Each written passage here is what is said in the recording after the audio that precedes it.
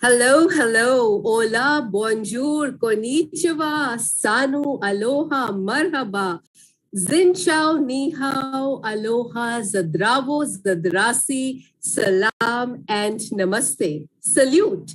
Greetings of peace, love, happiness to all of you, all our able excellencies, our chief guests, guest of honors, our expert panelists from all across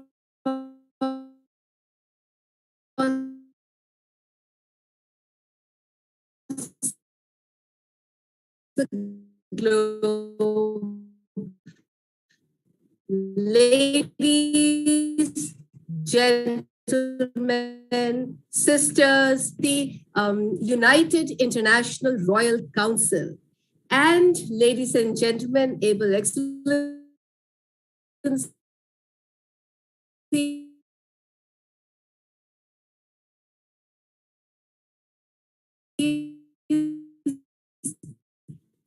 in this journey of 18 days, which is Power Pact 10. And day 10, we will be talking about Sustainable Development Goal number 10, which is reducing inequalities. Why? To ensure equal opportunity, to reduce inequalities of outcome, discrimination, discriminatory laws, policies, and practices. And not only that,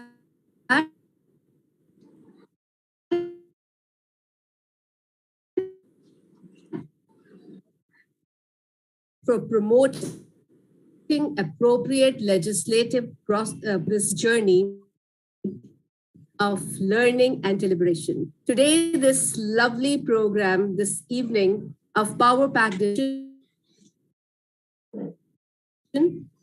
will be host Mahajan. I am the founder, CEO of Shilpa International, an academician and educationist, talk show host, radio and television presenter, along with my brother from Bangladesh, who is a youth influencer, a humanitarian ambassador, Noor Ahmed. And before we begin with the program for the day, let me introduce to all of you the two powerful people who are the brains behind this magnum opus of the World Peace Summit 2022. I am now going to be introducing to all of you Dr. Raja Rao Pagidipalli. He is the event chairman of Vishwa Bharati United International Royal Council. He's the United Chair at Human Rights Development Peace Foundation. He is the managing director at Times India Television, the World Peace Campaigner, social activist, skills trainer, filmmaker, loyal promoter of culture and arts. And I would like to invite him, the man himself, to give us some further insights on World Peace Summit 2022. So, Dr. Raja Rao Pagidipalli, it's over to you now. From me, it shifts to you. So let's hear it from you.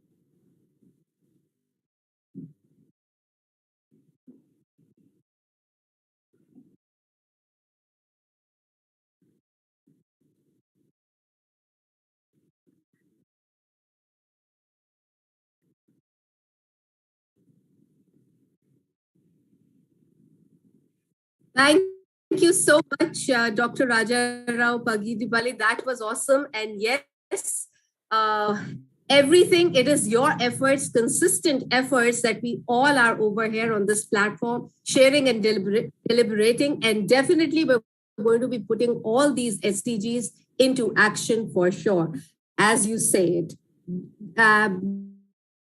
Very well said. And now let me also introduce to all of you, ladies and gentlemen, brothers, sisters, able excellencies, our Dr. Professor VJE Caroline, who is a professor of English and Environmental Studies, a counseling psychologist. Yes, Dr. Raja Rao.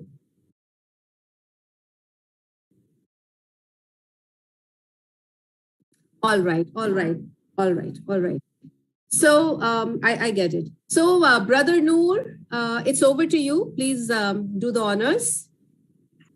Absolutely. Thank you so much. And welcome you once again, the Global Peace Summit to 2022. And this is Noor Ahmed, all the way from Bangladesh. It's really honor to all of us because there's a number of eminent chief guests as well as the influential speakers around the world. They are going to share today's topic and some other messages of us. So it's really glad to have here. And before going to announce the next chief of guest, I would like to talk about something about the chief guest. First of all, this chief guest is a former state information commissioner with Minnesota.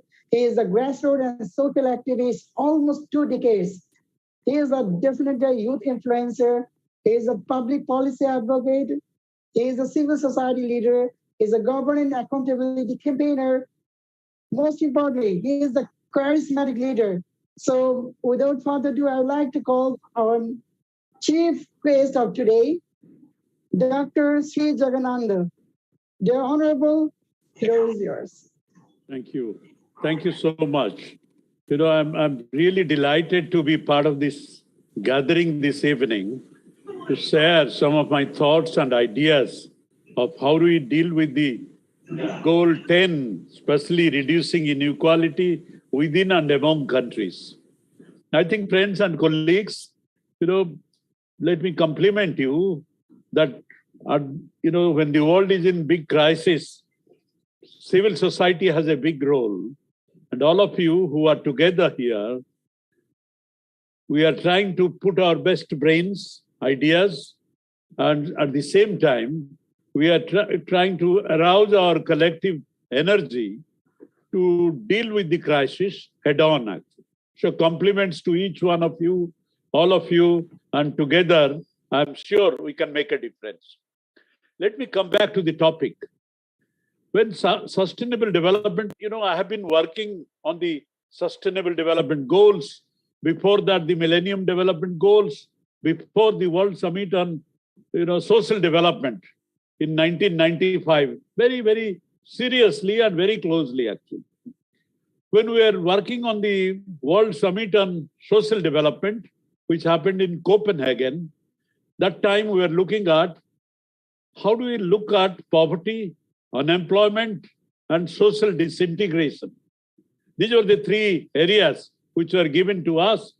And I have seen in the UN fora how countries were debating on whether they come out with a declaration like Health for All by 2005, which are very synthetic declaration, or a serious declaration to look at what are the causes of poverty, what are the causes of unemployment, what are the causes of social disintegration, and deal with that. So we really put a lot of energy there, and I'm so happy that finally on poverty, on unemployment, on social disintegration, there was a consensus, and that consensus slowly led to Millennium Development Goals in 2000, in which we also influenced from civil society how Millennium Development Goals should become a reality. And then we insisted that in the UN system, there should be a campaign group to work on Millennium Development Goals. And there was a UN Millennium Campaign Group which was set up under the leadership of Salil Sethi, actually, right next to the UN building. And I'm so delighted to be part of that campaign. And now, after 2015, when the SDG came up, The beauty of the SDG is it's very clear, it's defined. All these 17 goals are crisp clear, and almost all the major areas, whether we are talking of people, we are talking of planet, we are talking of prosperity, we are talking of peace, we are talking of partnership. The whole 17 goals around, hovered around these 5 areas actually. And there are clear, what you call, indicators, there are clear targets. So you can really work, towards achieving that, so that by 2030, no one is left behind actually. I think, friends, saying no one is left behind is easy, but doing something to ensure that no one is really left behind, it's a big onus on all of us. All of us. It's not only the government, it's the government, civil society, and corporates. All the 3 segments have to work together hand in hand, soldier to soldier. Whether people are in the south or in the north, whether they're in the developed countries or in the developing countries. So they can, they have to play a very important role, and that role is extremely important. But the beauty of this declaration is there is a consensus around the world. We have a huge consensus. And that consensus, spreads across the world, where all our leaders have agreed. There is a political commitment to, do something. But I'm so sorry to share this evening that the buck has stopped at the national headquarters. In our national headquarters, whether it's Delhi, Dhaka, or, Islamabad, or Colombo for that matter, the SDG debate is getting stuck there. It's not moving beyond the national, capital. And if at all it has moved beyond the national capital, it has only gone to the state capital, not below that. So the first challenge I would like all of you to think this evening is, how do we localize sustainable development goals? Whether it is goal 10, goal 9, or goal 8, whatever it is, how do we localize sustainable development goals at the local government level? In India, we have a vibrant Panchayati Raj system, and in the cities, we have a Nagar Palika system. So how each panchayat is able to identify their own goals to realize SDG, to ensure that no one is left behind, and how local self-government in cities also come out with their own goals, keeping in view the broad goals and all that what has been set actually. So therefore, that is one. How do we localize sustainable development goals?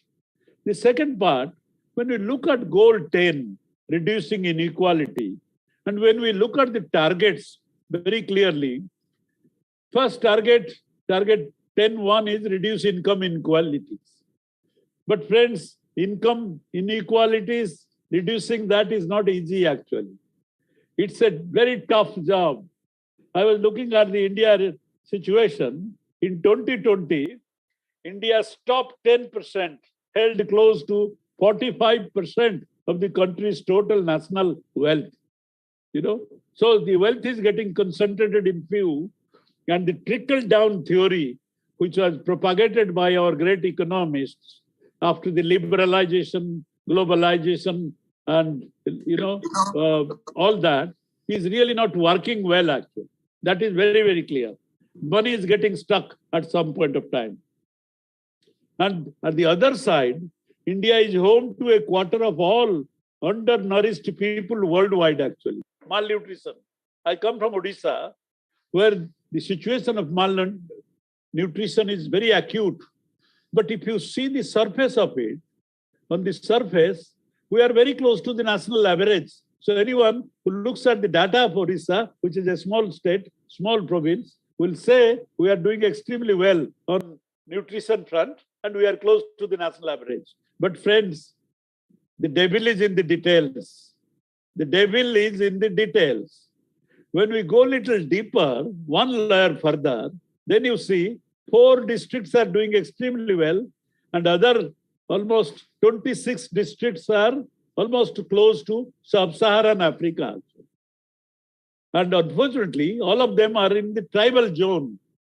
Whether you call it wasting, stunting, or underweight, or all that problem. And all of you, I'm sure you know that when a child is affected by malnutrition, the child cannot really become something, a strong worker.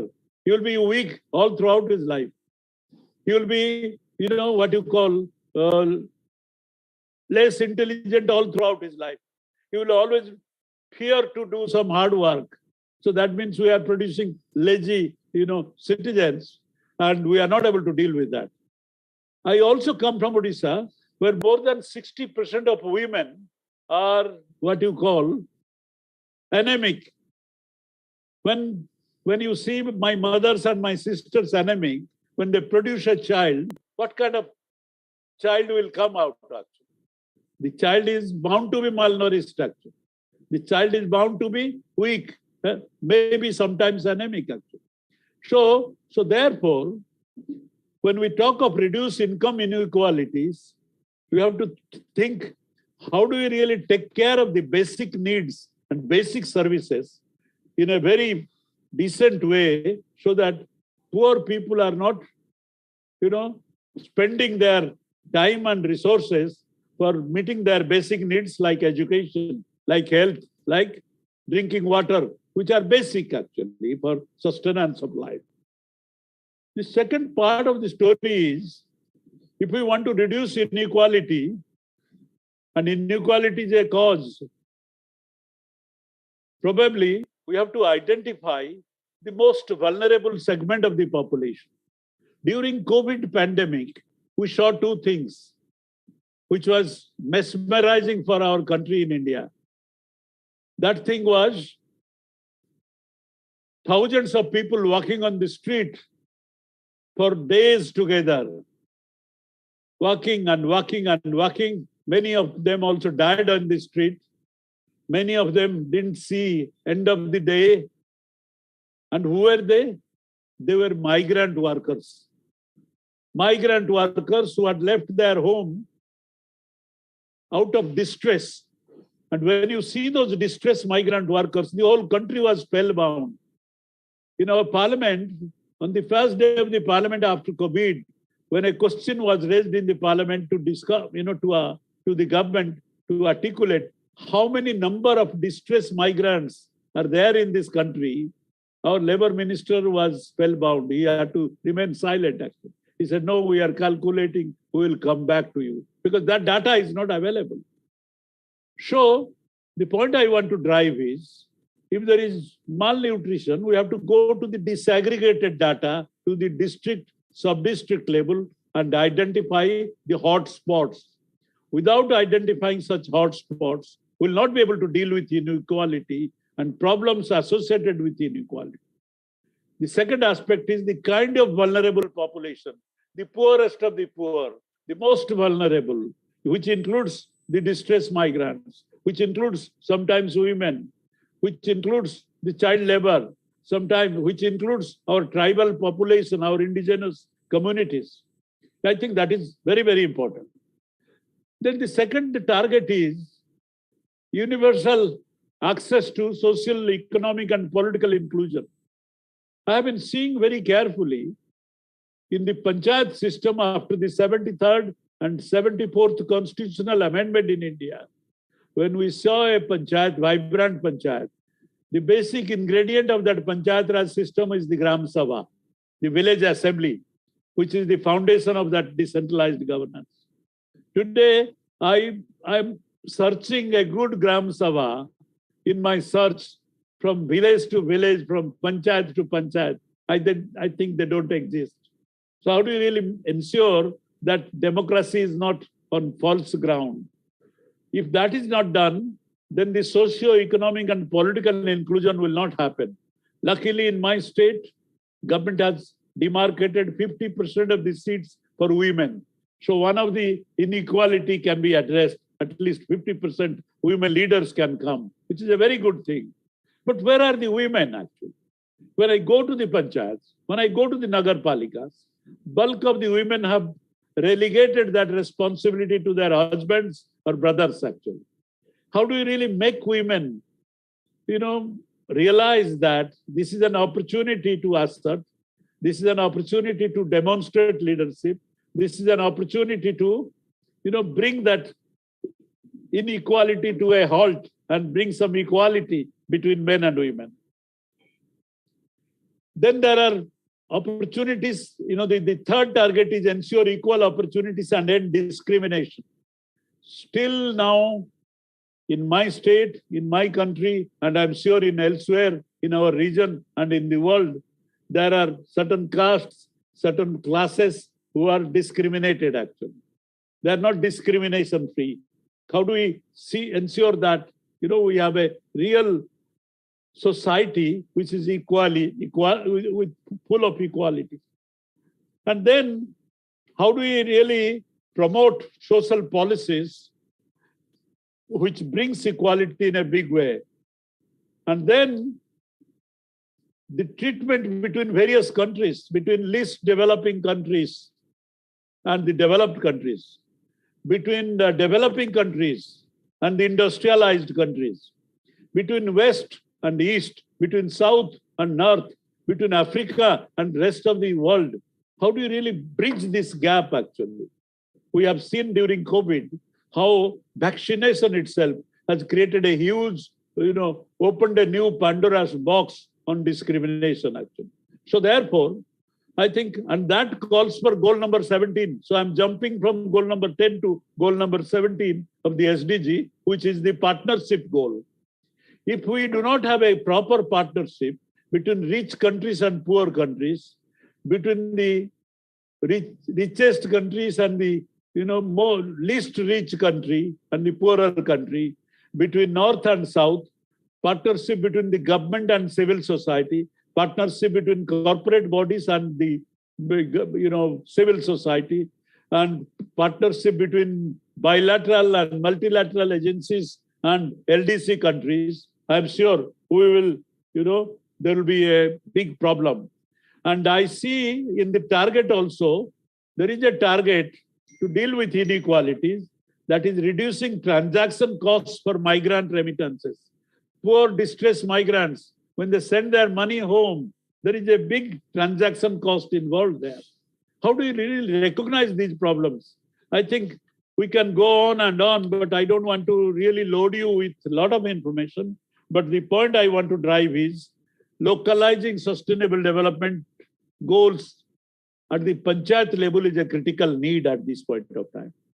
Second is identifying the most disadvantaged, most vulnerable population, whether they're tribals, whether they're transgenders, whether they're, our sisters and mothers, right? How do we deal with their problem and understand their problem and take their problems to our lab and find solutions? And finally, how do we really look at the taxation policy of this country? The fiscal policy has to change. If the fiscal policy has to change, then the rich has to pay more taxes actually. And we have seen, we calculated, if there is a wealth tax introduced, all the health infrastructure in this country can be maintained very well.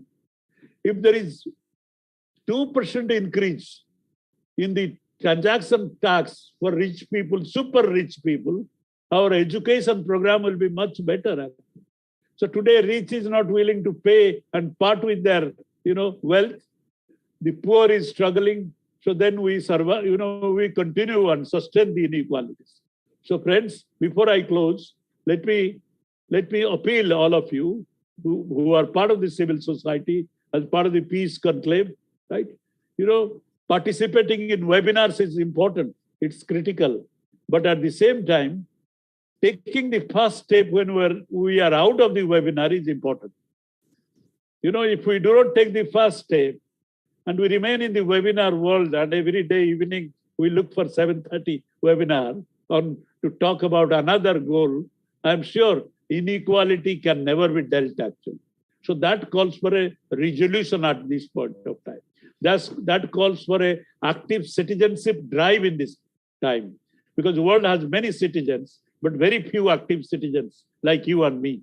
And what is active citizenship? Active citizenship is asking the right question at the right time, in the right way, and taking the first step to deal with societal crisis than looking at self. With these words, thank you so much for the opportunity and the space given to me to listen to my stories, my pains, my frustrations, as well as my dreams and my aspirations. Thank you so much. Thank you so much, Honorable, for your informative as well as a precious speech, I have to say, because you have shared your experience regarding the movement of Millennium Development Goal, as well as you also show a challenge of all of us, that is how we localize SDG goal at the local government level. You also focus some survey information and the real picture of every single target of SDG 10. And you also focus that apart from the talk, execution is required. So we need the proper execution, and we also highlight the crisis, and we're also working on that. Thank you so much, Honorable. It's really honor to us is because we are very much excited that we have your words, we have some of your challenge. You also share some challenges. You also focus on some other solution as well. So every single thing is very much needed, and inshallah, we will definitely do for our and for meet the SDG goal by 2030. Thank you so much, Honorable, for being with us. So move on ahead. I would like to call the next eminent speaker. Before that, it's really love to share that he is Francis Sam Charter Fellow, Radiation and Chemical Analysis Expert, inventor, Pacific Tech Scientific Pty Limited, Curtin University of Technology, Singapore. So I would like to call the Honorable Dr. Patrick Fernandez. My dear Honorable Patrick Fernandez, floor is yours. Thank you, sir. Can you hear me? Yes, I can hear you properly and it's audible. Thank you very much. First of all, good evening to everyone, Your Excellencies, distinguished ladies and gentlemen. It is truly an honor for me to be able to share some of my thoughts and experiences in this World Peace Summit of 2022. On this subject, which I have focused now on health and wellness for everyone, irrespective of your status in life. I am a director of Pacific Tech Singapore, and we do research and we promote a range of products in this field. And it is a subject that is personal to me and which I have a strong affinity to. So I think I will skip any portions about my background because it has been very well explained and very honored by your kind words. When I thought about this approach by Prime Minister Eden, I pondered about it, and then I thought about a product that we had developed for everyone during this difficult COVID times, and sharing its benefits and how it has helped improve the health and wellness of everybody that has used it. This was a formulation that we have ourselves created. And later on, what I would do is I would share snippets of testimonials of how many people have benefited from it. And I'll mention our ongoing collaboration with President Emir, Prime Minister Eden, and their team in Berlin State, where we have offered our formulation at no charge on humanitarian grounds to a number of countries and locations, such as the ethnic mountain tribes in the Philippines, in Nepal, and a few African countries, where access to vaccines and viral medications is difficult to come by. I myself have a profound interest in looking at natural ways and exploring the use of naturally derived ingredients to deal with various common ailments. And having a strong background and interest in chemistry, I often look at ways to better understand the mechanisms involved. In the early days of COVID, if everyone can recall, about 2 years ago, personally, I had a very strong interest in studying the transmission mechanisms, and I wrote a review at that time on this subject. Research had shown that airborne transmissions was an important mechanism in the spread of the COVID-19 virus. So at that time, of course, if you recall, there were many initiatives and ongoing research being carried out by many eminent scientists and medical experts in studying the various aspects and effects of the virus. I, for my part, wanted to explore how I can contribute, albeit in much smaller ways, to participate in this global endeavor to stem the spread of a virus that had the potential to affect each and every one of us. So because of my profound interest in looking for natural ways, when an opportunity to collaborate on this was presented to me, I jumped onto it. And we studied how we could come up with a formulation that had low enough concentrations of active ingredients from natural resources that at the same time seem natural to the body and also available to be used by everyone because it was also free of alcohol and any preservatives. So hence, we started by studying the chemical structure of the virus and how it could be possible to deactivate it. And then look at ways to stop or to slow down the replication process. But as many people realized, as the pandemic raged on, it was soon realized that not all countries would have access to vaccines and viral medications. As we all know, vaccines can build up a future immunity. And whilst there were viral medications, they were limited in their capacity to treat the virus. And for those of us who have had COVID, you know that once you have it, there is very little you can do to lessen the accompanying symptoms. That even with medication, you rarely have any choice but to allow the viral course duration of 7 to 10 days to run before one gradually recovers. But even at that, not completely.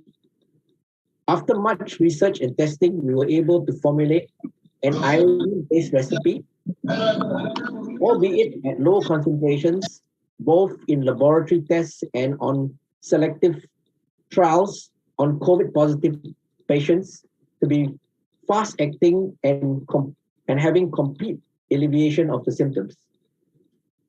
Other iodine-based formulations, example povidone iodine, had limited efficacy.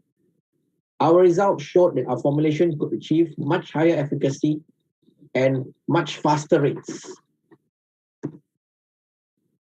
And as I mentioned earlier, based on transmission mechanisms, we realized that the mouth then is the potential reservoir for the virus and can cause spread by the ease of aerosolizing saliva. Hence, we thought of ways how to attack and destroy the virus at the entry point. So we explored the use of our formulation in the form of a mouthwash or breath spray. Then it would become a useful preventative safeguard to reduce viral load in saliva and potentially reduce viral spread via airborne transmission.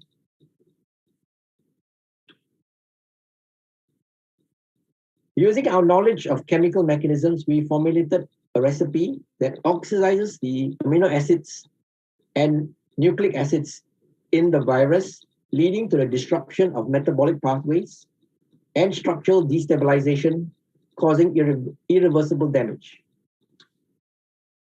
we are very delighted to partner with, as I mentioned earlier, the President Emir, Prime Minister Eden, and her team from Berlin State to offer this proprietary formulation via humanitarian channels to successfully help a number of global locations and regions.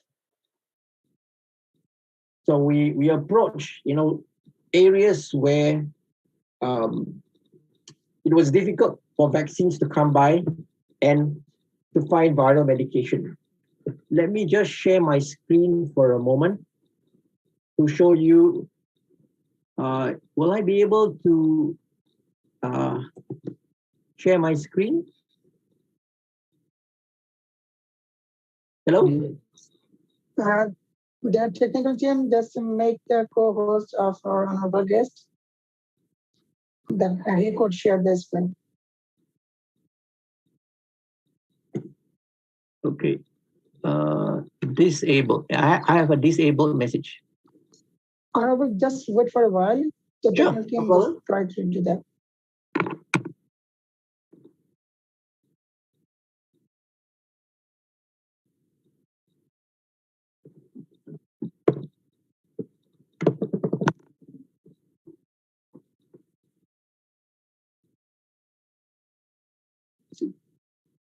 Honorable Brother Razarao Bagitipalli, can you please make the co-host to our honorable?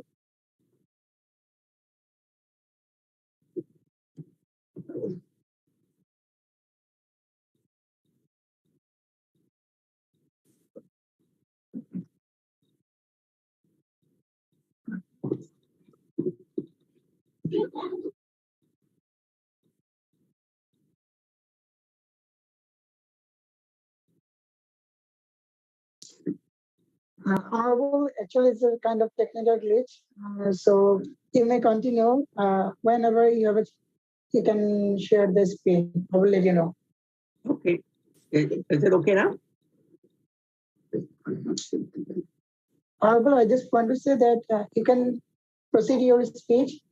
And meanwhile, whenever you will get the chance to share, I will definitely let you know.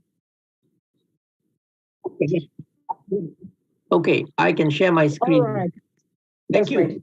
Okay, I'm going to share my screen. Okay, let me see how we can do that.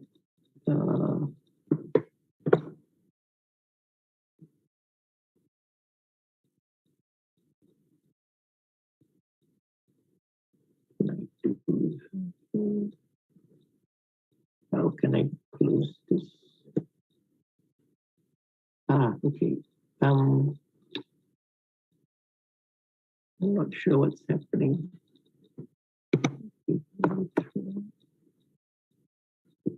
Okay, I'm just going to show, these are some pictures now that of the A-iodine, this formulation that's being used in, this was in Nepal, and this is in the Philippines with some of the mountain ethnic tribes, and this is our collaboration with Berlin State on this product being used in countries where, as I mentioned earlier, vaccines are difficult to come by and viral medications are hard to find. So today, what I'd like to share is that we have received many testimonials and are pleased that the formulation has been effective in combating the symptoms associated with various variants of the virus and has helped alleviate the suffering of hundreds of individuals. Testimonials we've received show that the formulation helps to alleviate sore throats, cough, and colds. Please allow me to share snippets of testimonials which we have received. I'm trying to make this a bit bigger, but I don't seem to be successful. Can you still see it? Yes, we can see that. Okay. I'm trying to make this a bit bigger. Okay. So, okay. So this was one testimonial that we received from a lady. She was, she explained that she was COVID positive on Saturday, 5th March. And by Wednesday, 9th March, her throat was really, really sore. I think at that stage, probably she had, well, I think Omicron, maybe BA1. After swallowing, she said swallowing was really very, very painful and making drinking water extremely painful event. Then she used our formulation and within minutes, she felt her throat was much better. Thereafter, she could swallow, drink, and even eat without pain. And in another case, this was, I think, that was the gamma version, because that was the time that this particular person told us that they lost their taste of smell, as well as taste, sorry. And they, so this person diligently used the nebulizer in the solution, and within 2 days started to notice that the breathing had improved. And after 3 days, the results were negative. And they expressed their thanks to us for allowing them to have a pain-free and speedy recovery. And another instance, we sent this other product also, as I mentioned, to the Philippines. And if you, as you can read for yourself, this person, after using it several times over 3 consecutive days, also recovered. As we speak, we are still, however, in the exploratory process of seeking formal avenues for our medical trials. And it is with great anticipation that we can still combat new viral variants and other similar pathogens to bring health and wellness to everyone who needs it, with consideration for all and no inequalities. Thank you. Wow, such a exclusive movement of specific take in this COVID situation. I wish this iodine solution can happen in our country and can be found in our country. It would be great to reduce the death rate as well as the patient. As we all experience the COVID-19 have been experiencing devastating in around the world, still some parts of the country, some parts of the world is still facing this. I think the iodine solution is a great thing to reduce this problem. And I feel really honored that Dr. Honorable Patrick, you have shared such a great thing that you would, for the humanitarian perspective, you were not thinking about the profit, you are thinking about the ultimate humankind, human solution. Thank you so much for that. And you have been sharing that how it's worked and how it's decreasing the COVID symptoms, as well as some testimony we have seen. So overall, that things I have to say that this is a remarkable movement by the Pacific Take, and you are the proud person to reduce some the symptom of COVID-19 during this devastating time. Thank you so much, Honorable, for your experience sharing, as well as some information, as well as to share your presence in front of us. Thank you so much, Honorable, for being with us. Thank you, sir. You're welcome. So for the next chief guest, I would like to hand over the moderating part to my dear sister, Alka Mahajan, to call upon the next chief guest. Thank you. Thank you, Noor Bhai. And so moving forward, ladies and gentlemen, able excellencies, ladies, gentlemen, brothers and sisters, our next chief guest is a vivacious woman, a multifaceted personality, Dr. Satnam Dwight-Chakar. She is the CEO of the Dwight-Chakar Trust, Director, Chief, and she's also the Executive of Strategic Development, IAMA and FIP. She is the Director, Consta Group in UK, Director, M Glory UK, UAE, Zanzibar and Egypt, Associate Partner for the Maverick Academy in UK, UAE, Berlin, Georgia, VP Council of International Chambers of Commerce, Founder Dwight-Chakar Group, Director, Asia Africa Development Council, Head of Foreign Affairs. So we invite the very vivacious and versatile Dr. Satnam Dwaichakar. Dr. Satnam, a big welcome to you. And it's going to be lovely listening to your thoughts on SDG 10. Thank you. Thank you, Alka. Thank you, Noor. It's lovely to see a lot of my friends here today. It's always a celebration, for me. I celebrate people. What more than seeing our loved ones, whatever part of the world they are, by whatever means we can have this interaction with them. It's always a pleasure. Thank you so much. I would love to first take this, opportunity to thank Mr. Rajan Rao. I just happened to see his message on Messenger yesterday accidentally. And he said, are you able to come in? And I saw the speakers and I said, oh my goodness, I would love to come in. I would not miss this opportunity in the world to come and say a big hello, to see how everyone is. Thank you, everyone. Thank you. And we've heard such beautiful, not only information on SDGs, but, some very passionate views, some very campaigns that have been organized, some requests that have been made, some suggestions that have been put forward in a local life, in a normal life. How do we take these SDGs further? We understand about development goals, sustainable development goal. We hear about it all the time.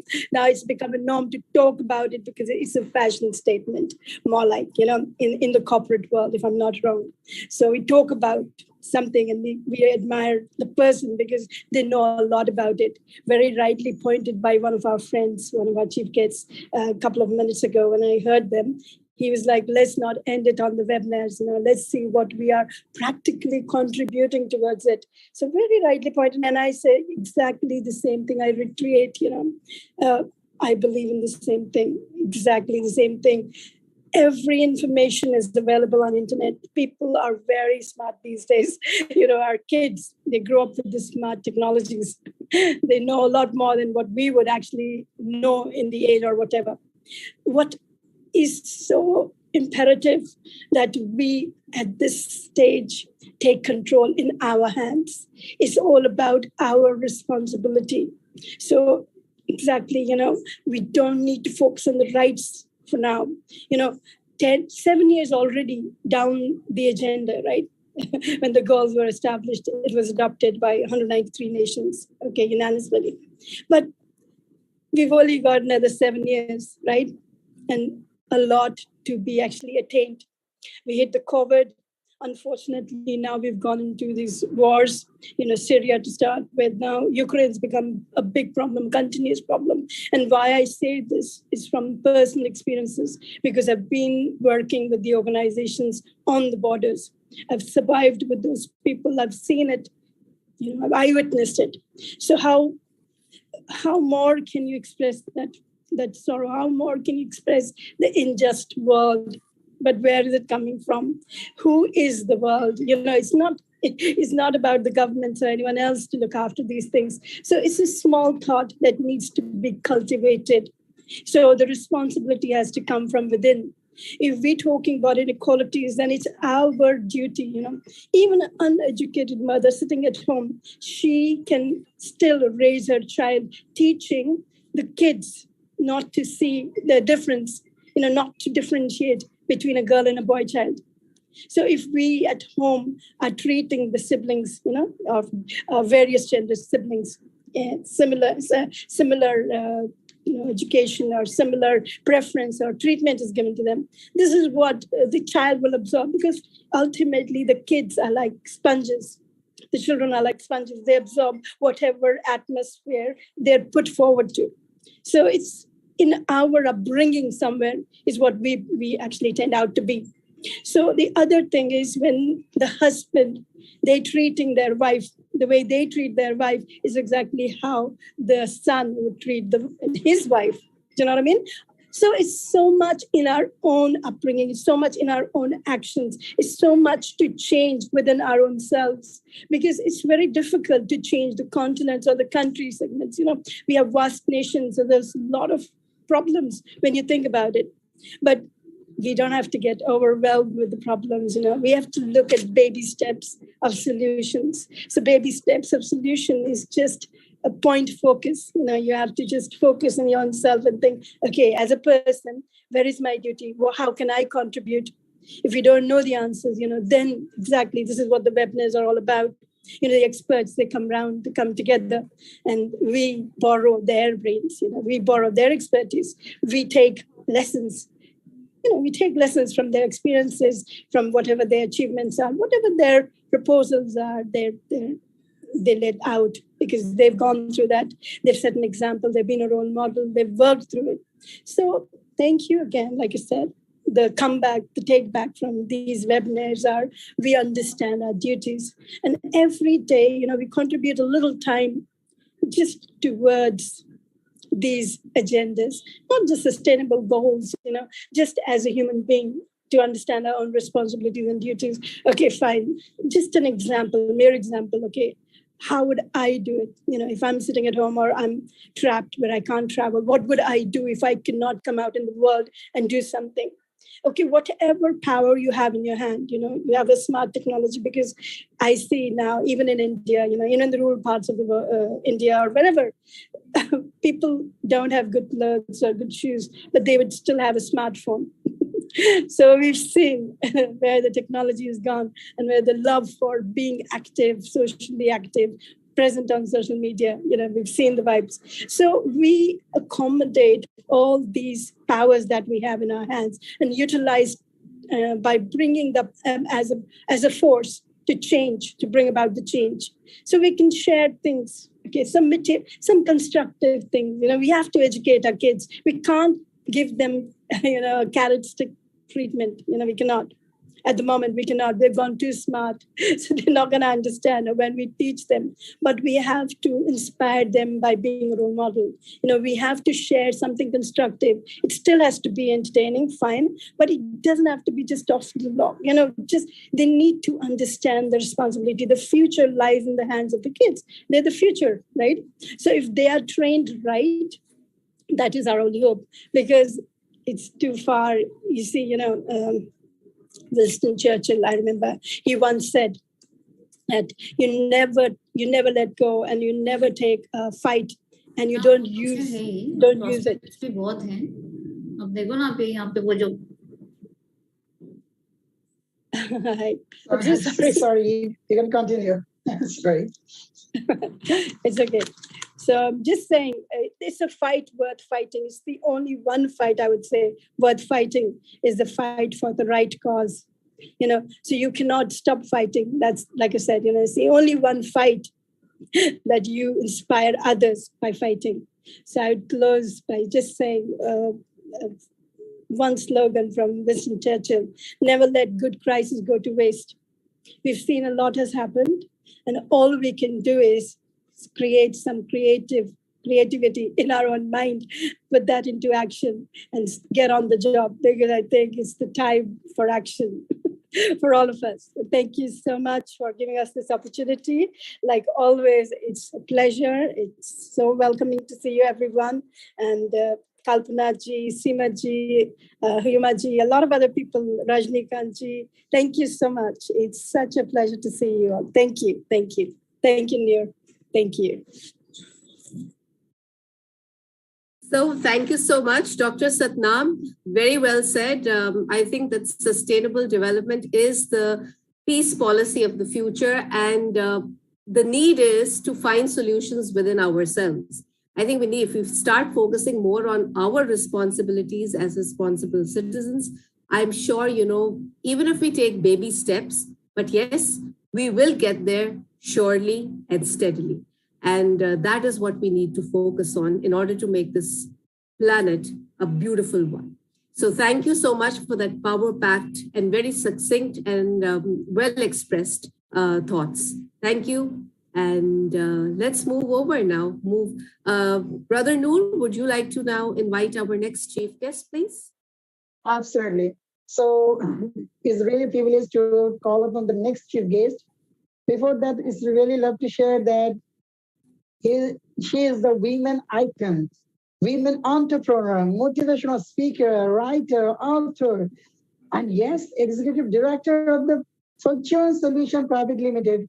So I would like to call the next speaker and next chief guest of today, Mrs. Kavita Gupta from India. My dear Honorable, floor is yours.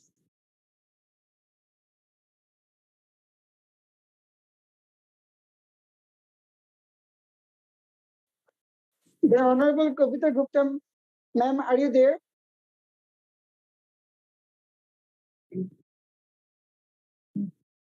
Was there earlier, wasn't she? Yes, she was. Anyway, sister, move on to you. Do we have our next chief guest with us? Professor Dr. Mohiuddin Jewel. Is Dr. Jewel there?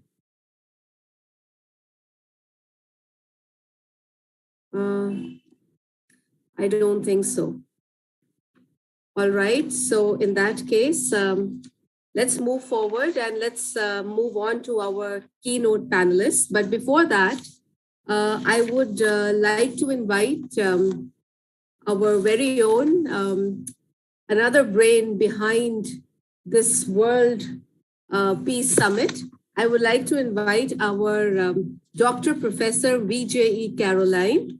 And let me tell you a little bit about her achievements and credentials. She is a professor of English and communication, environmental studies professor, a counseling psychologist, an international speaker.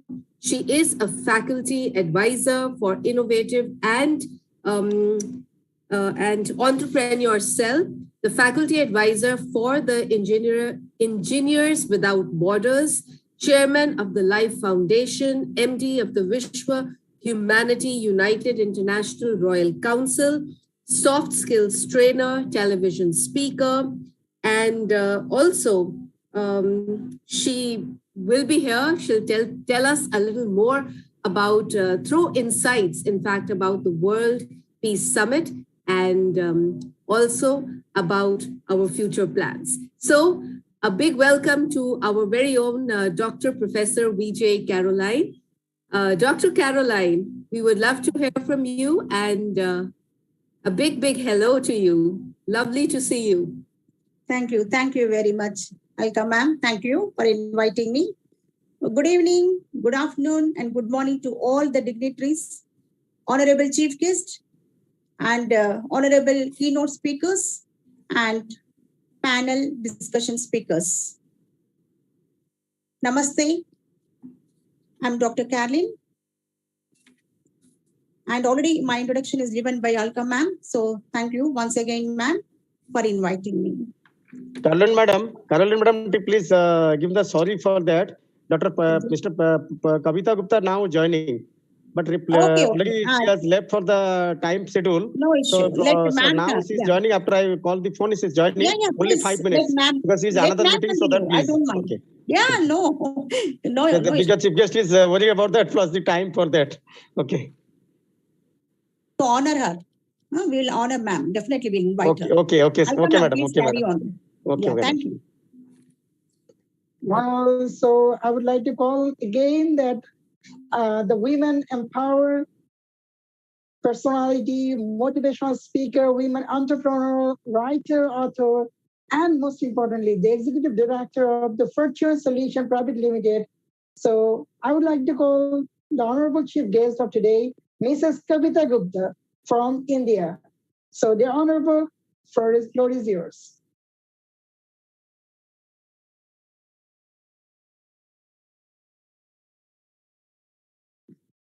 The honorable.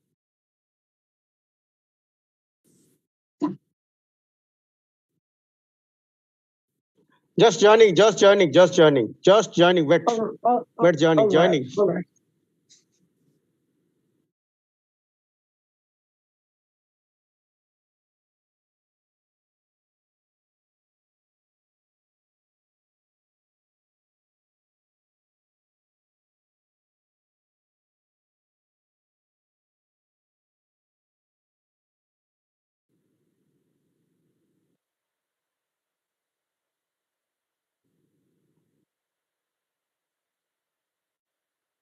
Wait, just joining. One already joining. See. Already link में join करने के लिए please wait. She's one of the power plant company directors, so that he's busy schedule, so that she's another meeting. So now I'm calling, so he's joining right now. Absolutely fine. It may happen. So we are really glad to have. Okay. Exactly. We are Joining. really glad to have them. Please, call upon. All right. So once again, I would like to call the eminent speaker of today.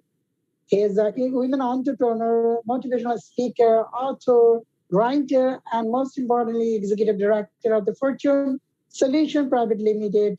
So I would like to call the honorable speaker, Mrs. Kavita Gupta from India. So, dear honorable, the floor is yours.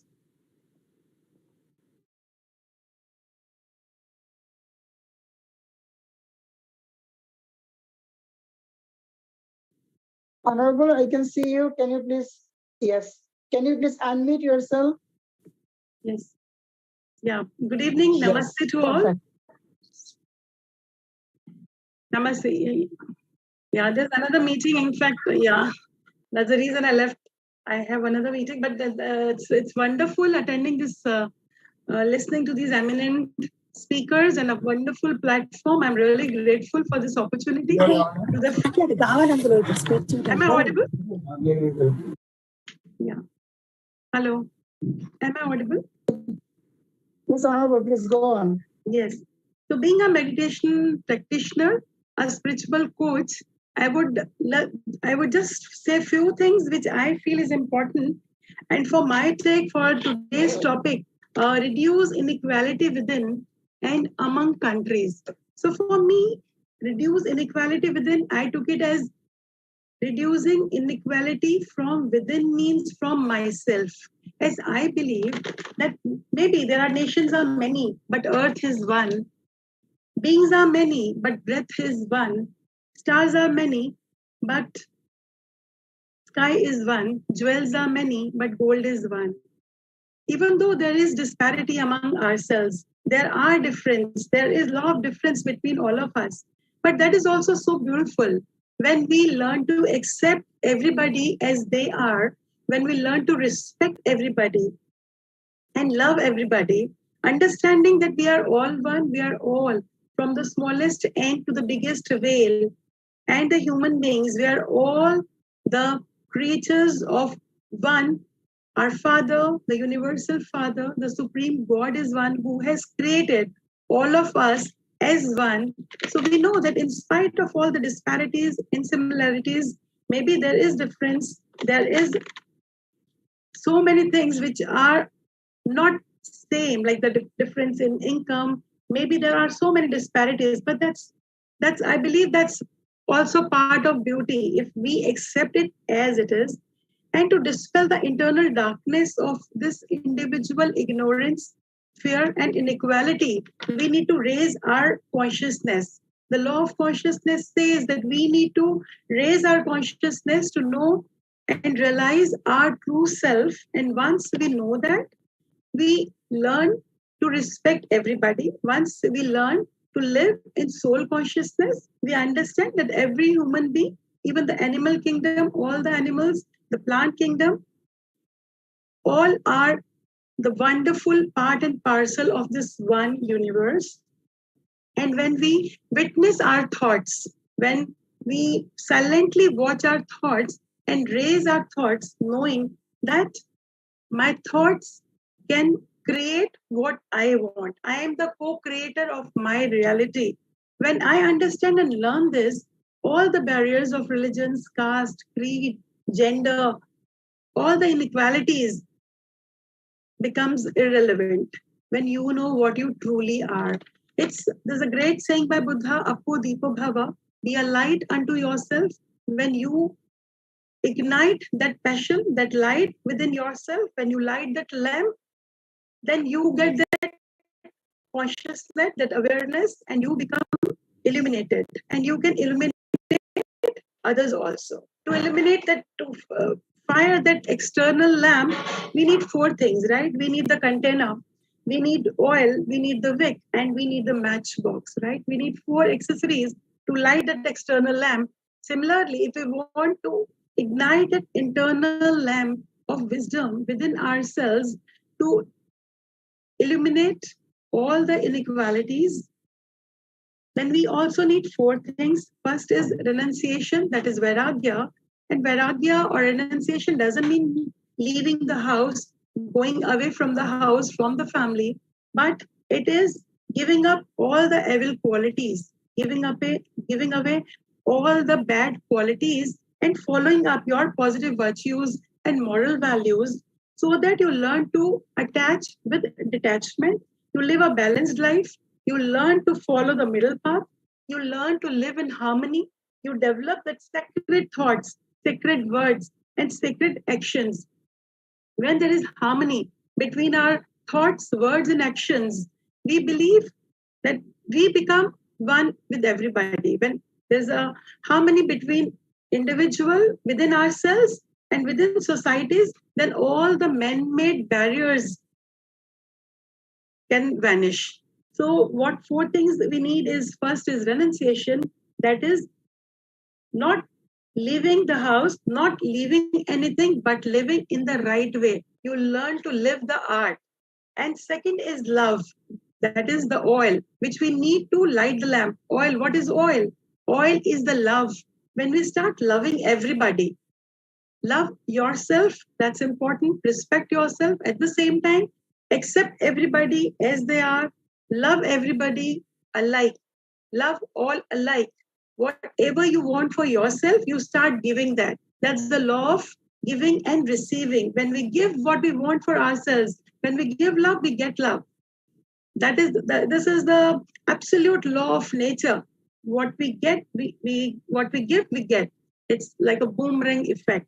And that's a love.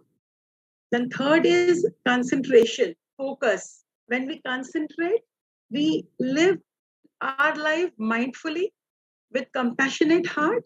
We don't kill animal brothers and sisters. We don't kill birds. We don't kill anybody. We respect everybody. And we know what to know when we realize our true selves. Because we don't even know why we are here on this earth. We talk about inequalities. But to know ourselves, that is the basic purpose of our life. That's important. And fourth and the last, the matchbox, which is important to lit the lamp, is the spiritual awakening, the wisdom. When we have that wisdom with ourselves, knowing that all are one, then only we can awaken and arise to that spiritual consciousness level where we love everybody. So that's a very simple message, I believe, which is very absolute and important at this time of war, where peace is most important. So having harmony within ourselves is my message. And thank you so much for giving me this opportunity to speak few words. Thank you so much. Wow, such a great, insightful information as well as your speech. I have to say, because you also focus some other things, and most importantly, that is empower yourself first, then harmony to the humankind, then spread the peace around the world. You also focus the four things that can and help to spread the peace and harmony around the world. That's what is required. And yes, you also focus the love, concentration, spiritual wisdom, and some other, because this is the core things to feel the meaningful life, and this is the core things to feel the meaningful harmony as well as the peace. So this is really a great sharing. I like to say, because I believe, see, God has created all of us different. You cannot expect elephant to fly. You cannot expect fish to live on a tree. So we all are different. So accept that difference. Accept everybody as they are. You cannot expect a doctor to be an engineer. So we are different. Okay, fine. There are inequalities, but that's the beauty of it. That's the beauty of it. And we learn to respect everybody. We learn to love everybody. That should be the message. And then only we can, forget all the barriers, all the boundaries, which are man-made. Yes, of course. Absolutely. Love yourself, then love others.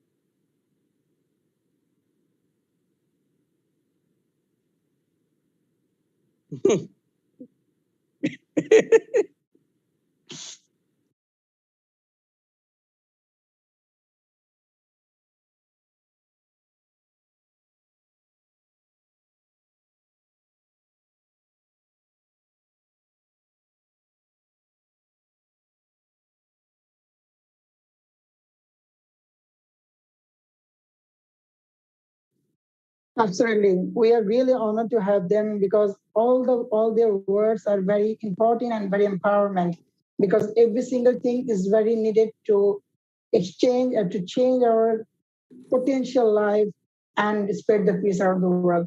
So I would like to hand over my sister Elga Mahajan once again to call upon the keynote speaker today. Thank you. Thank you, Brother Noor. But before we call the keynote speakers, maybe Professor Dr. Caroline would like to say a few words. So, Professor Dr. Caroline, it's over to you. Thank you. Thank you once again, ma'am, for inviting me. Yeah, I'm Dr. Caroline, Managing Director of Wish for Humanity United International Royal Council. And our council, especially, it is a symbol of the unity and peace. And we mainly focus on ending poverty by improving and empowering the lives of the vulnerable population around the world and spreading the culture of peace, harmony, and tolerance. We work in the area of various disciplines like cultural exchange, agriculture, food, health, education, research and development, environment, sustainable development, child welfare, and women empowerment. Our core values are integrity, diversity, and equality. We focus mainly on women and girl children. And we have excellent vision and mission. We want to, that is our organization vision is to serve humanity and end violence. Our mission is to strive for humanitarian services, and we want to conduct various awareness programs, especially to empower the weaker section. Our objectives are research and education, creating awareness programs on various aspects, even including the population explosion, and also abolish unemployment, health services, and cultural exchange. Wish for Humanity United International Royal Council has two organizations, two sister organizations. One is Telangana Kala Parishad and the other one is the Life Foundation. Telangana Kala Parishad chairman is Dr. Raja Rao Pagdipalli and the Life Foundation chairman is Dr. Vijay Kalin. It's me. So we focus especially on, as we said, weaker section, population below poverty line, and farmers. As already said, women and girl children. Telangana Kala Parishad has taken up so many campaigns to support farmers. Save Farmer is the main campaign of Telangana Kala Parishad, and also cultural exchange to develop integrity between the nations.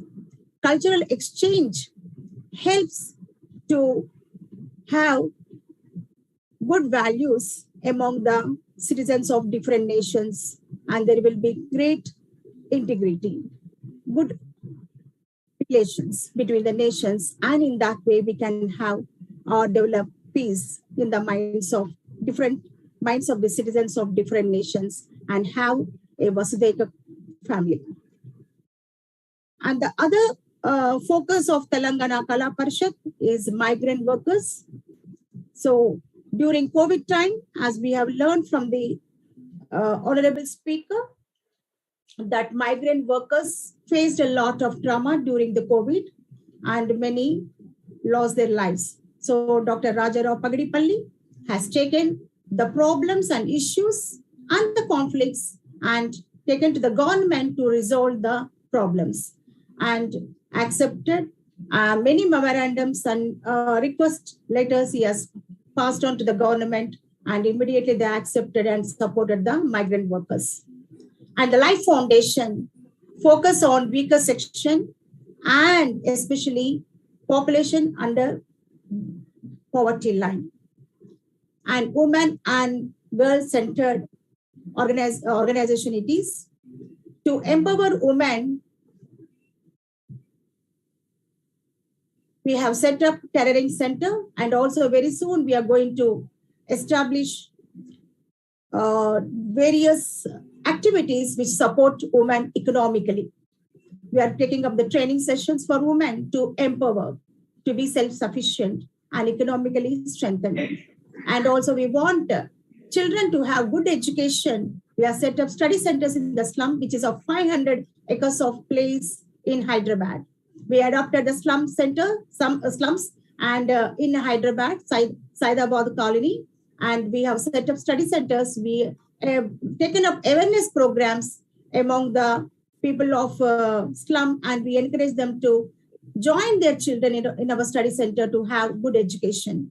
In this way, the strength is increasing day by day, and the students are showing great interest to have good education. We have seen that there are some of the students who have passed 4th class stepped into Telangana Social Welfare Residential Institution, and they're having good education. Now they are in 8th class. And also one of the girl, they're not interested in girl education, but we emphasized on that. And the girl, one of the girl of the slum joined engineering college, and she's doing her second BTech. So in this way, we want to empower girl children and boy children with good education and certain discipline in their lives. So in this way, we want them to be a responsible citizens of their nation, not to burden the nation. So both the organizations, sister organization, trying their best level to serve the nation at their level. So thank you very much for giving this opportunity. Thank you so much, Dr. Professor Caroline, for enlightening us about all the fantastic initiatives that are taken up by the sister organizations, by the Royal Council, and by all the other, initiatives that are being carried out. And it is wonderful to see that so much work is being done for, the underprivileged, the girl child, women, and skills are being taught to them. So, there is an element of employability coming in. I think this is actually SDG in action. We're not only just talking about it, but we're actually putting it into action by ensuring that, everybody gets opportunities in order to, sustain themselves. And that is what, the main point is. That is what the bottom line of all the sustainable development goals is, that we have to put them into action and not just talk about them. Of course, the awareness is important, but this is the real thing when we put them into action. So wonderful, wonderful, wonderful, absolutely brilliant. And that's why we're all here, and we're all listening to the wonderful solutions that are being given by everyone. And so true that, the change and the initiative to do something has to come from us, from within. We need to step out of our comfort zones. If we don't do that, we're not going to, bring about change. And change will only come from us. We have to understand that. So with that, let's move on to our keynote panelists now. And our very first expert keynote panelist is, I would like to invite Professor Dr. Huma Shah. She is a physiologist. That's a tongue twister, but I do see her over there. Hello and a big welcome. And let's hear it from you about Sustainable Goal number 10, reducing inequalities. Thank you so very much, dear Alka. Assalamu alaikum. Am I audible to everyone? Yes, you are perfectly. Wa alaikum assalam. Thank you so very much. A very, very warm greetings from my side. And it's being a great pleasure, and I feel so glad to be a part of this wonderful platform organized by the beautiful personalities, Mr. Raja Rao and Ma'am Karunin. I wish you a very, very good luck. Thank you so much for inviting me on the platform. And myself, this is Professor Dr. Huma Shah. I am a medical pathologist by my profession, specialized in endocrinology, neurology, and physiology. And managing director of Global Trainer Academy, international mental health trainer and consultant, as well as the academic consultant. Today, I'm going to represent the another picture and the another mirror reflector picture of Sustainable Development Goals number 10, which is reduced inequality among and within countries. So because as we have a lot of listeners and the followers who are listening right now, so I am representing the different pictures as our honorable speakers, guest speakers have already been described very well examples and a very worthy and meaningful examples in front of everyone. But I'm going to talk something very at the initial level, very basic points, so that the normal public and the listeners, students can easily understand that what is basically SDG Goal 10. Respect for human rights is highly relevant for each person and relevant for everywhere, especially. Inequality has significant impact on societies and has the potential to undermine the democracy as well. The global community has agreed upon the goal to reduce inequality and among and within the countries. This aim will look into and provide an overview of the reduction from the developmental perspective, discussing the economic, ecologic, and social dimension of inequality. Now I'm going to discuss some very common and interesting points, which is basically taught and discussed on the 2030 agenda. Basically, that's why we are, discussing this sustainable development goals, because when the 17 goals, these are basically the 17 goals of 2030 agenda were formulated. So the reduction of inequality were made a goal on its very own right. I would like to tell you about that why it's in a very old life, because a very highly different and a complex goal has been created under the name of reduced inequality among and within countries. And how can we reduce inequality when we eradicate in from equality? Obviously, when we move towards equality, automatically we will reduce inequality. So the United Nations members stated most interesting 10 targets under the influence of 10 goal. So few I'm going to list it out in front of you so that the listeners can get to know the basic targets of SDG goal 10. That achieving and sustaining income growth of about 40% of the population than the national average rate. Promoting and empowering the political and social inclusion of all, adopting greater equality, meaningful policies, equal opportunity, and ensure to reduce inequalities of outcome, improving and implantation of global financial institution with improved monitoring. And the last I'm going to point out is the enhanced voice of developing countries in decision-making with ensuring of global, international, economic, and financial institutions. Why basically is it important to reduce inequality within and among countries? Why it is important? It is important in my perspective, and I just really hope that the listeners will also get agreed on it, that the reducing inequality requires performative change. Massive efforts are needed basically to eliminate the extreme poverty and hunger. This is actually the massive efforts. We need a massive efforts. Must have invest more in health, education to get the decent jobs, social protection, especially for our young individuals, our migrants, our refugees, and different people.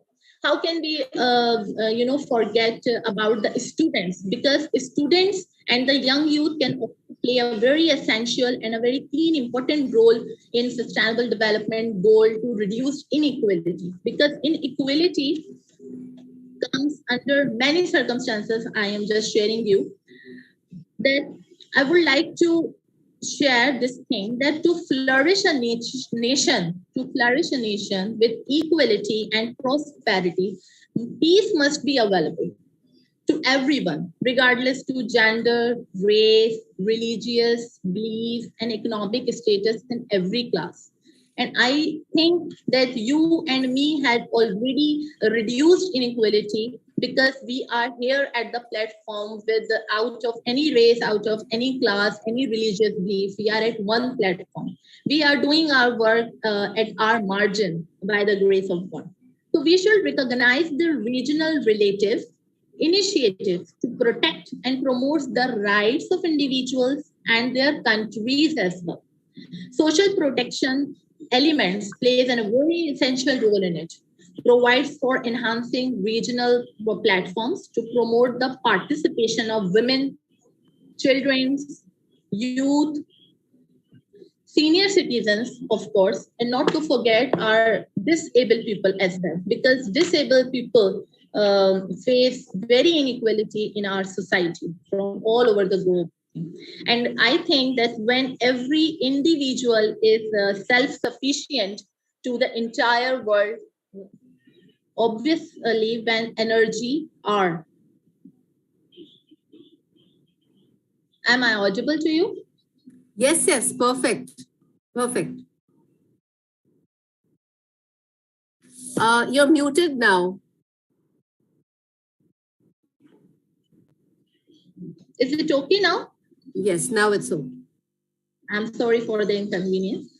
So I was pointing out the major point, which is that when every individual is self-sufficient, the entire world prospers. The entire world will stand with the greater equality. And once we stand with the equality, automatically will be able to reduce inequality among and within countries. As I said before, that we have to eradicate in from equality so we can get obviously reduced inequality within and among countries. Again, I would like to say that I am representing a very different picture of Sustainable Development Goal 10, so that the listeners and followers can get to know at the different stages, because also we have different speakers have different perspectives on the same goal. So how can we forget, and how it can be possible to talk on the sustainable development goals and forget to mention are the world peace? I really don't think that the any inequality in any mission and any goal is worthy and understandable before accepting and mentioning world peace. World peace is very, very much important and essential to talk on about. The definition of peace is not just only related to the absence of war, it also means to the presence of law, justice in our country. All of us have imagined ourselves living in peace and harmony. As our previous honorable guest speaker has also taught about the peace and harmony. So we all want a world where,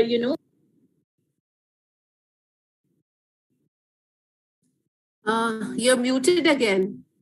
Please unmute. Yes. There's no war, no terrorism, and no violence. But unfortunately, there is no area in this world is safe from the advanced destructive weapons. We all are facing different sorts of reduction in the world, I would say. If one please unmute. Dr. Uma? Yeah. Sides, I am really, really sorry for this. It has a side effect in other parts of the world as well. But the thing is that this is not a recent problem, that had been in existence since a very, very long time. And we have to put it together to talk together to find out the solution of this planet as well. This planet is facing so much problems right now, in my perspective, and we are facing different problems in the different countries. We always talk about, and the different speakers are talking about reduction in inequality, reduction of inequality, but it can't be possible without the world peace. And world peace is basically, we cannot prevent global warming alone. Even suppose if I am working in Pakistan, you are working in England or India or anywhere from the world, you cannot prevent from the global warming alone. You cannot prevent the wastage of natural resources alone. You cannot prevent the war alone. You cannot do anything alone. However, if the countries cooperate together with the peace and unity, then we can reverse the destruction of the planet. This is totally my perspective, by the way, on the different world peace and sustainable development goals stands. Recapitulate, I would love to suggest to our followers, to our listeners, and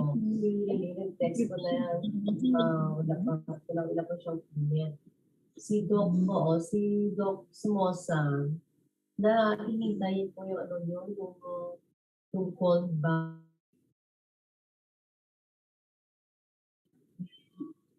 Okay. Yes. Should I continue? Yes. Yes. Please. Yes. Okay.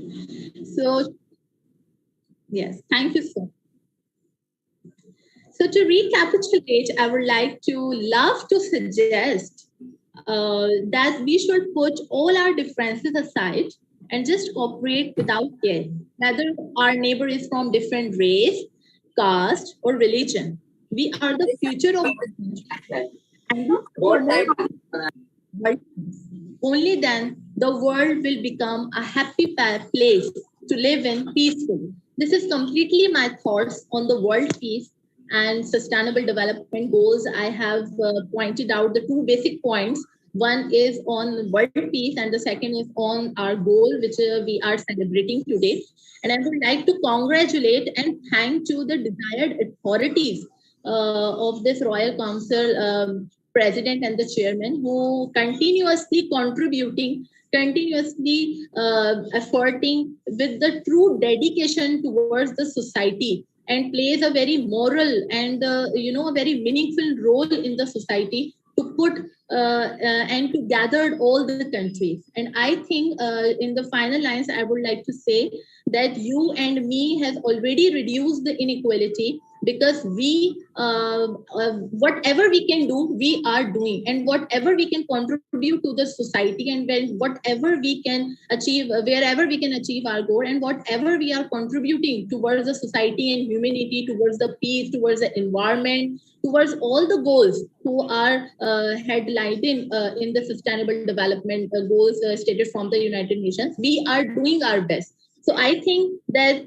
we have reduced the inequality, and now it's time to reduce the inequality among and within countries through our desired government and the authorities and the responsible persons who are, gathered from these all things to maintain a good and powerful and a meaningful world peace, so that we can achieve all the goals. Thank you so very much for listening me for the 10 minutes. And I just really hope that you will agree to my statements. Thanks a lot, and over to the host. Wow, thank you so much. You're so right. If we all come together, together, all of us can do so much. I mean, we have already started making that start. The start has already been initiated. All we need to do is now be consistent, persistent at it, perseverant at it, so that, we actually take out IN from inequality, and what remains is equality, as you very, very beautifully said. And yes, even if the rights of one person is, if the rights of one person also is taken away, that is equal to no rights for all people all over the globe. So it's not a question of he has it or she has it. It's a question of one of our fellow human beings is deprived. Therefore, I think we all need to work towards it. Like you very beautifully mentioned, you gave some very nice suggestions. I think they're all very doable, and we ought to put them into practice. So thank you so much, and wonderful. From inequality, we have to remove the IN, as Dr. Huma very beautifully said, so that what remains is EQUALITY. Fantastic, Dr. Huma. Bravo. Thank you so much. Thank you so very much.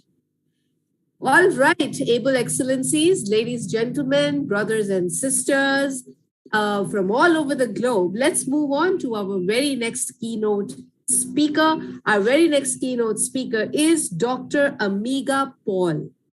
He is a global speaker, and I did see him. So Dr. Paul, may we hear your thoughts on the Sustainable Development Goal number 10, which is reducing inequalities. Dr. Amiga Paul. Dr. Paul, are you there? Well, sister, I can see him actually. I did see him just 2-3 minutes back. So, all right, let me go on to our next speaker. In that case. All right, so ladies and gentlemen, a very beautiful human being, a humanitarian, a person who believes in never giving up, living life beautifully and with full spirits, intact, always learning new things, always, sort of encouraging everyone to learn new things. I invite the very, very wonderful Dr. Seema Negi, who is the principal and director of Sanjeevani World School from Mumbai, India. Dr. Negi, it's over to you. Let's hear your perspectives on Sustainable Development Goal number 10, reducing inequalities.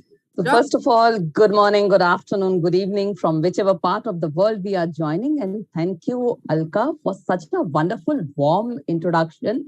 And definitely with this, we are reducing inequality, because when women stand for women, when a woman praises other women, that is the beginning of a beautiful society. So may I request Raja Rao sir to first make me co-host and give me the equal rights to share my screen. And we can reduce a little bit of inequality here so that we are on the same platform. Raja Rao sir, I humbly request you to make me the co-host.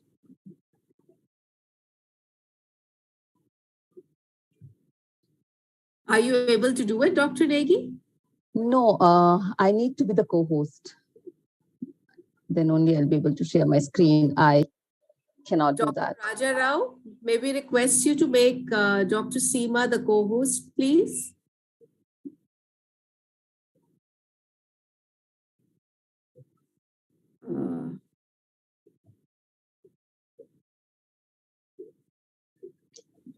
So in technical platform, this is something which happens very often. So maybe you could.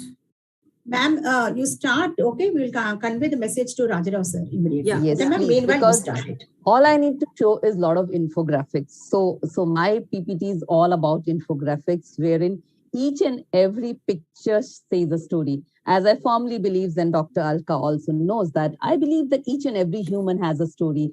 And I was listening to Professor Huma, and I was listening to all the keynote speaker. It is their story. It is their story about humanity. It is their story about being the change agent. And it is their story about how they want to eradicate inequality. You know, when we do it together as a team, see, we might be a drop in the ocean. Everyone, each one of us, whatever we are doing, we are a drop in the ocean. But together, when we come together, that togetherness makes it a big ocean. And that is what is needed. So it seems I have still not got the right, but I will move ahead without that. Sir is a little bit busy with the other call, ma'am, very emergency call. So kindly. So when we talk about this, in way back on 1st of January 2016, when it was decided that we are working on sustainable development goals, the first question was, will each one of us, individual like us, can we make a difference? Everybody has this big question in their mind. Can we make a difference? We are just one person.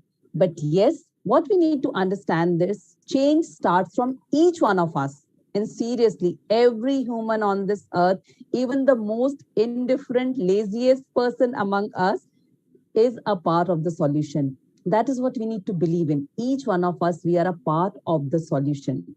And that is how, when each one of us stands for our right, we also have to stand for others' right if you want to and to eliminate that inward from the equality. Now, you can't state a difference and also state equality together. We have to state sameness to understand equality. If we are on the same platform, then only we can talk about equality. Next, something which is very important is, the most of the speakers have spoken about this, so I am not touching about the targets and all. But yes, when we talk about inequality, we have to be very sensitive towards gender inequality. That's something which is very, very prominent. So we have to be very, meanwhile, I'll keep on checking whenever I get the right to share my screen, so it will become easy for me.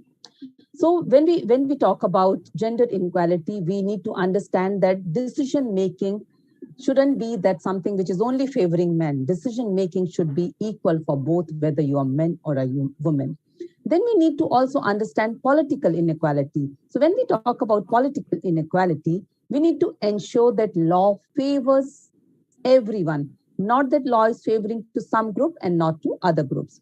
Then comes our economic inequality, the difference between the different groups, in terms of their income and wealth. No, law needs to be equal for everyone, that I told. Similarly, when we talk about economic inequality, how soon can we eradicate that?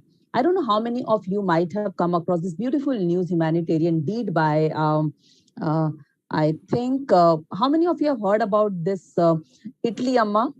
Idli Amma? Yeah. Yes. So that was so beautiful. Then I think Mr. Mahendra, right? From Mahindra and Mahindra. He heard the story of Idli Amma and he decided this Idli Amma is selling idlis from more than 16 years for just ₹1 per plate.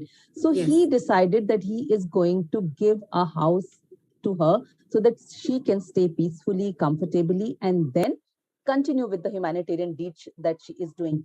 I think that is what we are looking for. We are looking for each person making a difference. And even if there is economic inequality, some people are wealthy and other people are not, this gap can be filled. And we have seen this beautiful example of that on the Mother's Day. Now, inequality of opportunity is very, very prevalent in our society. Some groups have more opportunities, others do not have. So how soon can we eliminate that? Then inequality to access. Now, equal access to service such as healthcare and education. Healthcare and education is everybody's equal domain. Are we really working on that, or only a group of people have the access to that? So these are 5 areas of inequality which I really want to focus on, and I want each one of you to ponder on that. Now, coming to what are the targets that we are looking up when we speak about SDG 10, we need to provide support for people living in poverty and have access to support. We all are talking about that. I think we need to provide equal opportunity, equal support, equal voice to everyone. We need to have voice, we need to have choice. And when we have voice and choice, we need to be accountable for what we are doing. That is what we need to understand. We all are equal. I am a global citizen. I know Alka Mahajan is a global citizen. I know Brother Noor Ahmed is a global citizen. Dr. Pagripalli is a global citizen. Aren't we all global citizens? So if we are global citizen, we are equal. Are we really celebrating our equality? Yes, we have diverse view. Yes, we have differences. But in differences, when we can celebrate equality, that is what we are looking for. Just to culminate the things that each one of us can do, very doable things, because I am not giving you anything that none of you can do. Each one of you sitting there can do this thing. So my takeaway mantra, things to do: find a goal number 10 charity, which is there nearby your house, your place, wherever, and anything that you can support to that charity, do that. It can be a donation, big and small, anything. You can be a part of their drives. Yes, you can make a difference by being a part of that. Raise your voice against any kind of discrimination. See, everyone is equal regardless of their gender, race, sexual orientation, social background, and physical ability. Raise your voice. Your voice can be the change agent. So be the change agent. Third is visit your local shelters, orphanage, minority community centers, and organize a conversation space.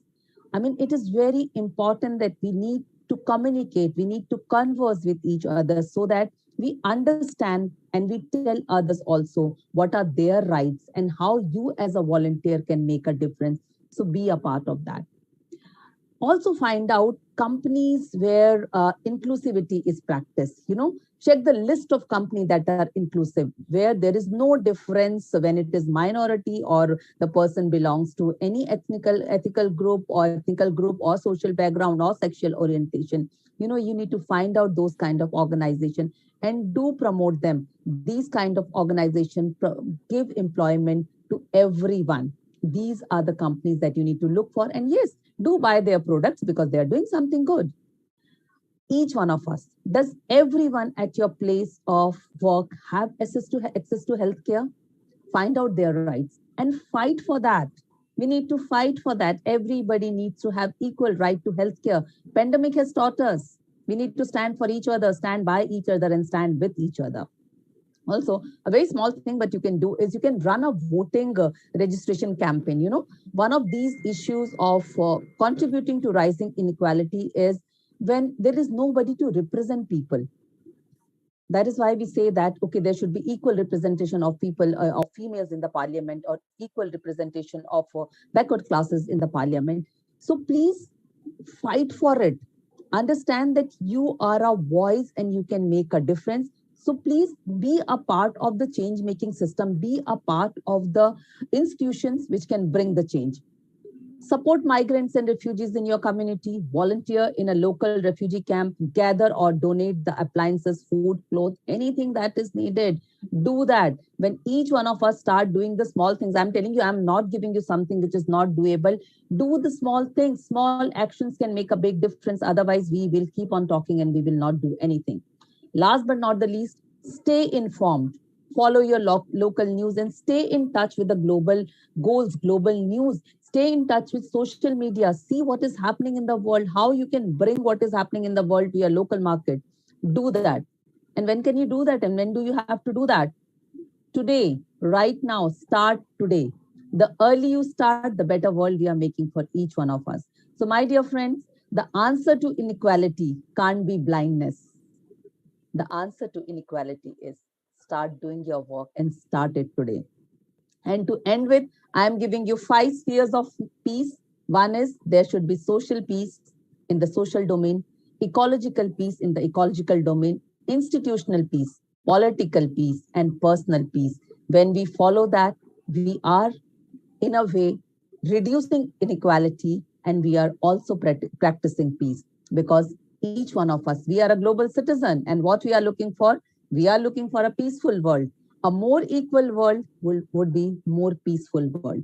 So with this, I want to offer peace to everyone, and peace can only be practiced when you are reducing inequality. How Alka Mahajan rightly said, even if 1% or 1% is not having equal rights, here 99% is as good as 0% that. If you want to make an equal society, if you want to give equal opportunity, it starts from you. So first, look at your own house and see whether you're practicing that. Then go to your neighborhood, go to your society, go to your community, go to your country, and go to the world.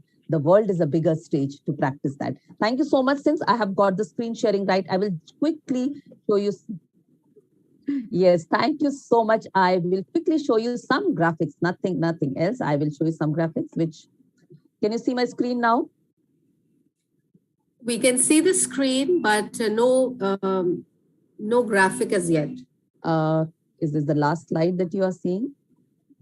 Just give me, because I will do it now, because I've reached to the last slide of my PPT. Okay, here we go.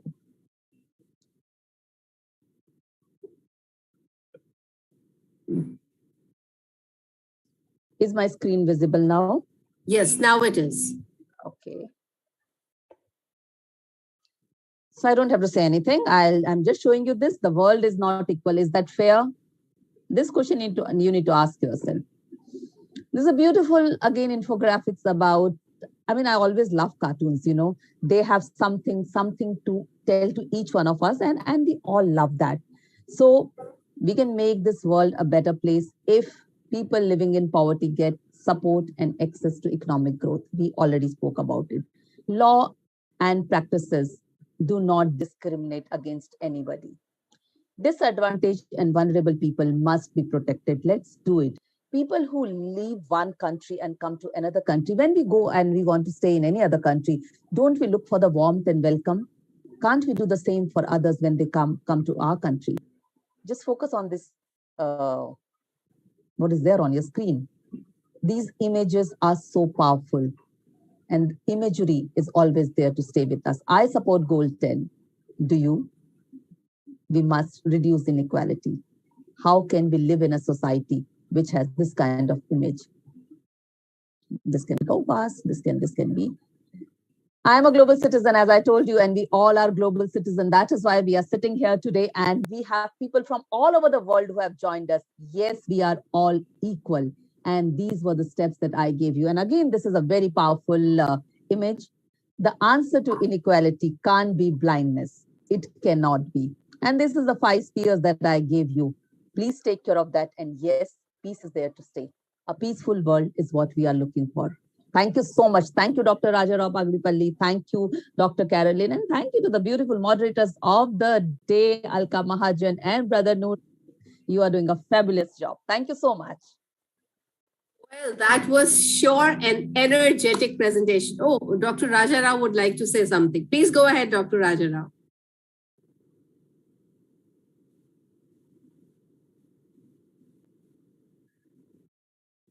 So I think, Dr. Rajarao, the pandemic has taught us that we have to be ready for life. Whether the screen is shared or not, we have to be ready for life, right?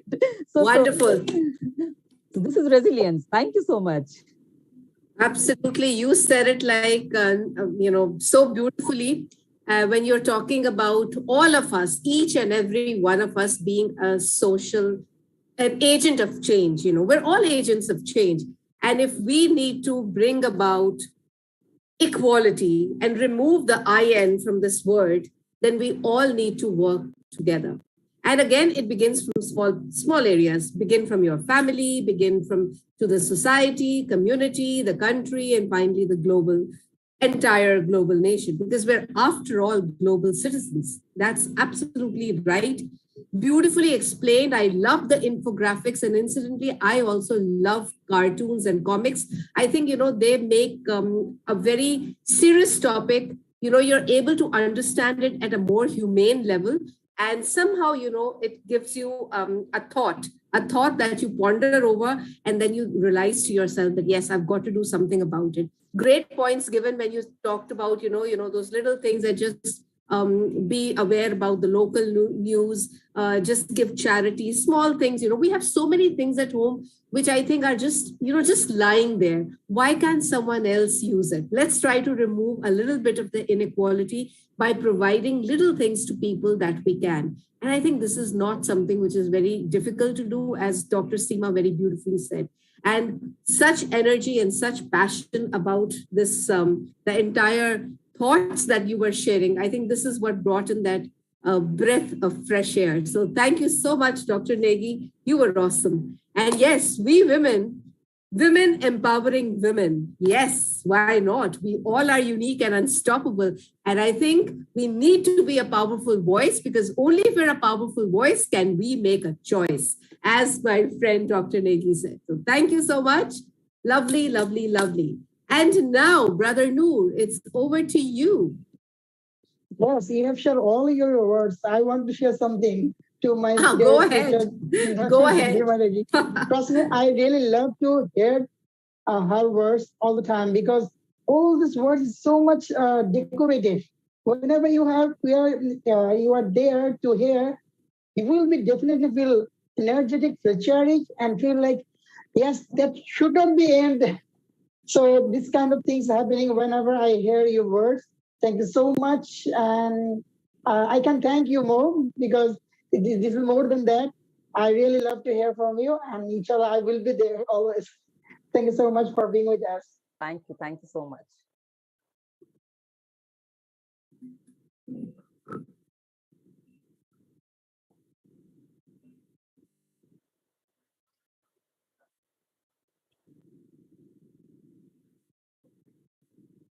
Thank you once again. Thank you so much. Yes, so now it's time to move on. So once again, it's kind of refreshing once again that welcome to all of you, the World Peace Summit 2022. And yes, this is the day 10, and day 10 is talk about reduce inequality. And we have already shared some of the chief speaker and some of the keynote speaker already shared talking about this, but we want to hear more to the next eminent speakers. So now I would like to welcome Ms. Neha Srivastava, who is a skill trainer and parenting coach. So my dear honorable, floor is yours. Thank you so much, sir, for introducing me. And I'm really feeling so much humbled and privileged to speak on this sustainable development goal that is reducing inequality.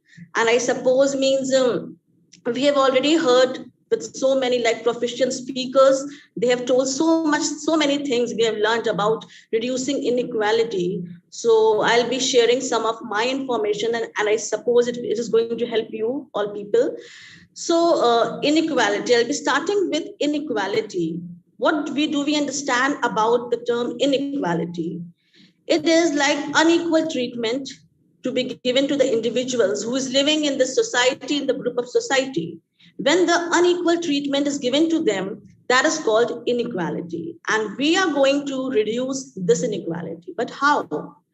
Now, if we talk about like inequality at our home, we are living in our home, and the maid, the servants who are coming in our home, they are working very hard. They're also a human being. But still, many of us, I will say like more than 80% people are treating them as servants, as maids, and they treat them like we are superior and you all people are inferior, and that is your place. But it has to be eradicated, and that can come only from your within, from the means what tradition and culture you have learned from the beginning, from the childhood, what nourishment your parents have given, that can come. What kindness you are having from within, that is going to be originated. So it has all to become from within, and that the main thing is education, how much educated you are. If you are educated and you know the basic norms in living in a country, in a society, how you're treating the people, how you're giving the treatment to animals, this shows the form of humanity you are having that is prevalent within you.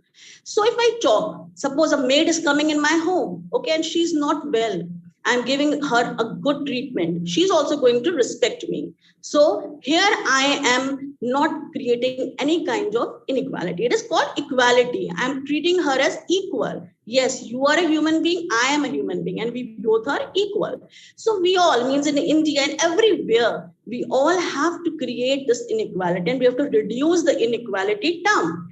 But guys, means I am sitting with people, I'm standing with people in the society. What kind of means conclusion I am getting and what kind of remarks I am listening from people, it is just disheartening. And to listen means sometimes I feel so sad and dejected that why people are having so much judgmental queries within them, because still people, they think no, that person is inferior, don't talk to them, no, don't treat that person.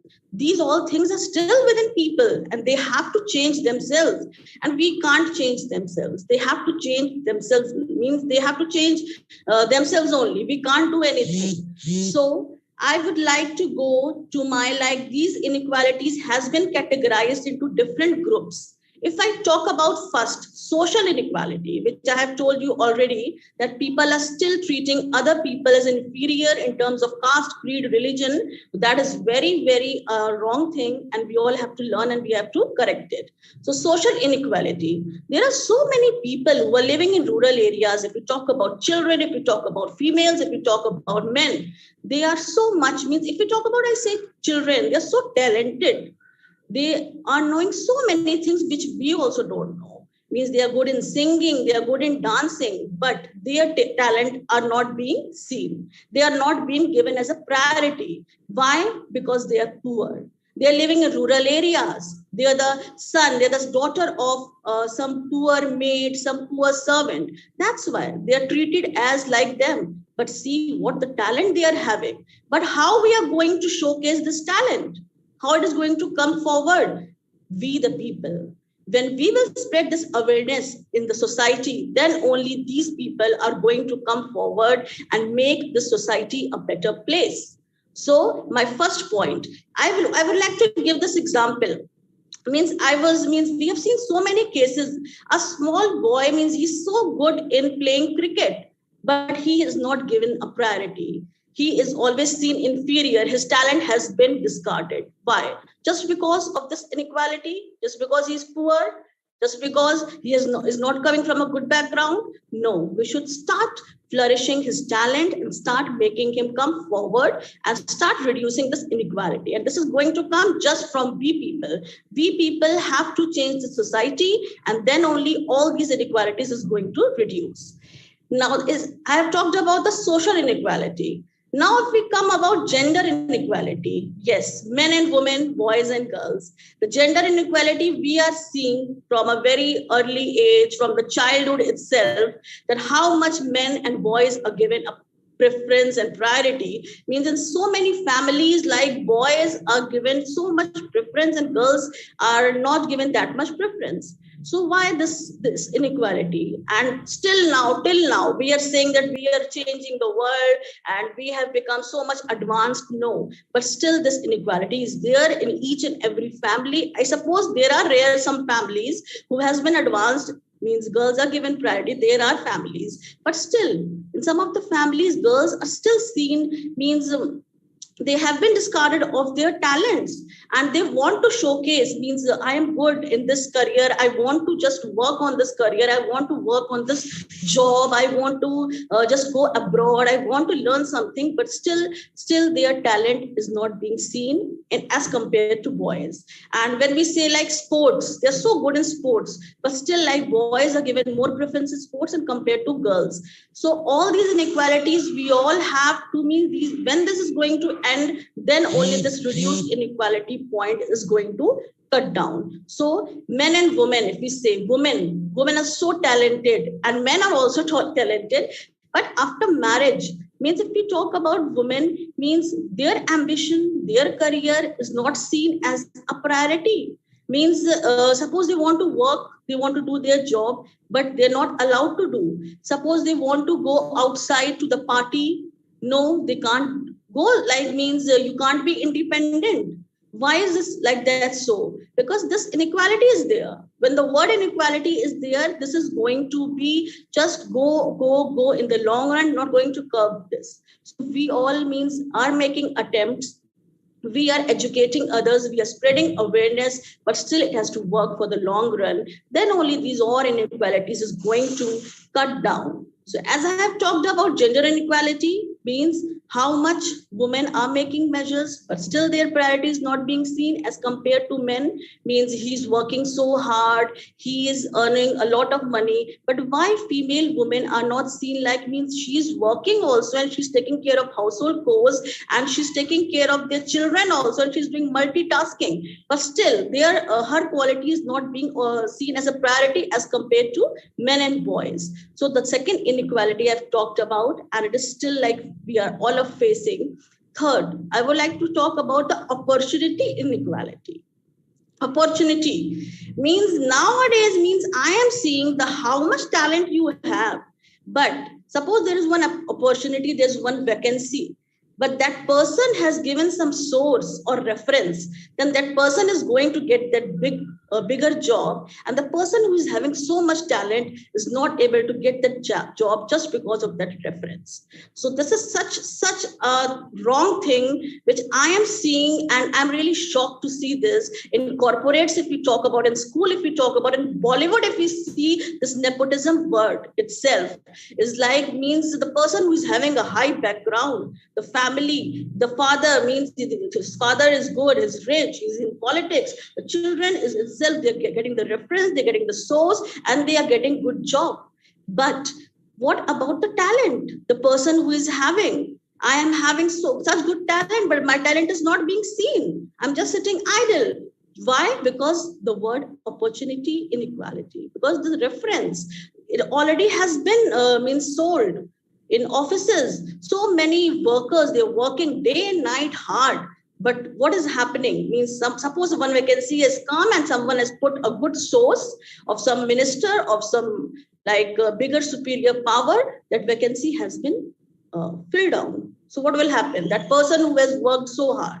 So when all these inequalities are going to cut down and there is going to be an equality, we the people, I suppose, are going to make this country, a society, a better place to live in. Else we all would like to means like we all will just be so much shattered, and we would like to say that we have worked so hard and we are seeing this since childhood. When it is going to end? Who is going to make this end? We the people. When we, as Seema ma'am has told, I was listening to her, she has spoken so nicely, means we all people have to start making small measures. Means I was having books and copies. I'm not just boasting myself. I'm just saying that I was having some books and copies. I just distributed this to some poor people and children so that they can study. Means they were also like feel like, ma'am, what is this? Ma'am, what is this? I would like to study. Means this eagerness is there in each and every children, and they also want to become a better member of this society. So why not? Means I also thought like, yes, I can distribute all these books to the children. They can learn all these things, and if they can become a better citizen, it is going to praise me only. So let's all start making small measures from now onwards. Let's start doing kindness act. If we talk about animals, we can start giving small like food, water, anything, so that we all can show our humanity and we all can live in a better place. So let's all, and how we are going to reduce the inequality, the part means invest in education. Education is a powerful weapon. When we are educated, we are going to educate our children, our future generation. So it's very important to invest our money in education. Everyone should be educated enough. Ending poverty. We all have to end the poverty. The people who are facing poverty issues, let's all raise the hand and start giving donations. And like in, we are seeing so many people who are facing the calamities. Let's all encourage each other by helping each other and raising the voices and helping, uniting together, and empowerment women, like making the woman more strong as she's already, but empowering her by giving her basic rights and letting her know what is she is and how she can bring a change and provide opportunities for youth. Yes, youth who is so much talented in sports, in education, in any field, we should start giving opportunities to them so that they can showcase their talent, and we should ensure that no one is left behind. Thank you so much. It was from my end, and thank you so much. It was really a beautiful session. Thank you. Thank you so much, sister. I have to say, this is a life-changing speech, because as we all know that you are the life parenting coach and you are the skill trainer, but whatever you share, that is so meaningful, because you have focused some inequality. Can't we give the space between the in and equality so we can focus the social inequality, gender inequality, and opportunity inequality? And yes, that's what I like most, because though are two of inequality already focused, but opportunity equality, this is the great things. And you also highlighted that women opportunity, there's a nepotism always there, here and there, and also focus on youth opportunity. That what is required. I'm the youth influencer, and I do believe I also research some information that is almost 70% of the youth in the world live in the poor countries. They are not get the ultimate basic needs, proper education, and proper opportunities. So how the world becomes so much decorated. This is the real cause. So thank you so much for highlighting all those. And yes, we have to think about your proposed solution, and your some movement you are already doing. That is really remarkable and really appreciable. So we are really honored to have you. Thank you so much for sharing. So let's move on to the next speaker. Next speaker is another eminent speaker, I have to say. She's always be there whenever any kinds of learning, any kinds of learning session, any kinds of conference session, any kinds of uh, life-changing session are there. She has always been there. And she is none other than NLP leadership coach. Wow. So I would like to call the next keynote speaker, Dr. Kalpana Dixit, all the way from Sister, where are you from? Okay. Is it? Thank you. Is it? Yeah. Thank you. Am I audible? No? Absolutely. Okay. I am Dr. Kalpana Dixit from India, holding many positions there. Presently, I am introduced as NLP leadership coach. So, actually, today we are here to discuss the SDG 10. SDG 10 is reduce inequality within country and between countries. So when we found the inequality, many speakers before me, because I am the last one, so many speakers have been already highlighted what is the equal treatment and what are the inequality. So there is a basic difference in perception about the inequalities. So if we talk about the SDG goal 10, it is a reduced inequality is one of the 17 goals. This is in the position of 10th goal.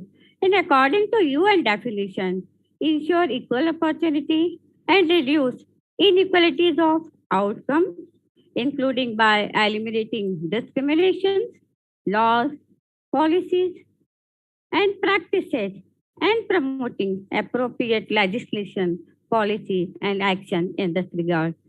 So the major example of social inequality include income gap, gender gap, healthcare, and social classes differentiation. So if we found the differences each time everywhere in our country, in other country, between the country, within the country, between the individual, among the individual, in each and every sector, whether it is education, industry, hospitality, management, or any sector, we can find the inequality everywhere.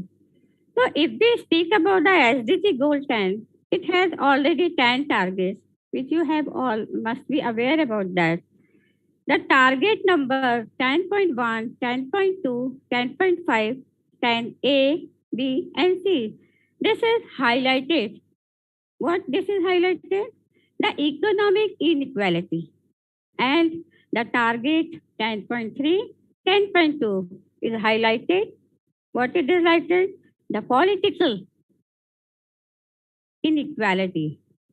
And thus we can say that inequality of opportunity is not only disparities in the access to education, disparity or inequality in work or political participation.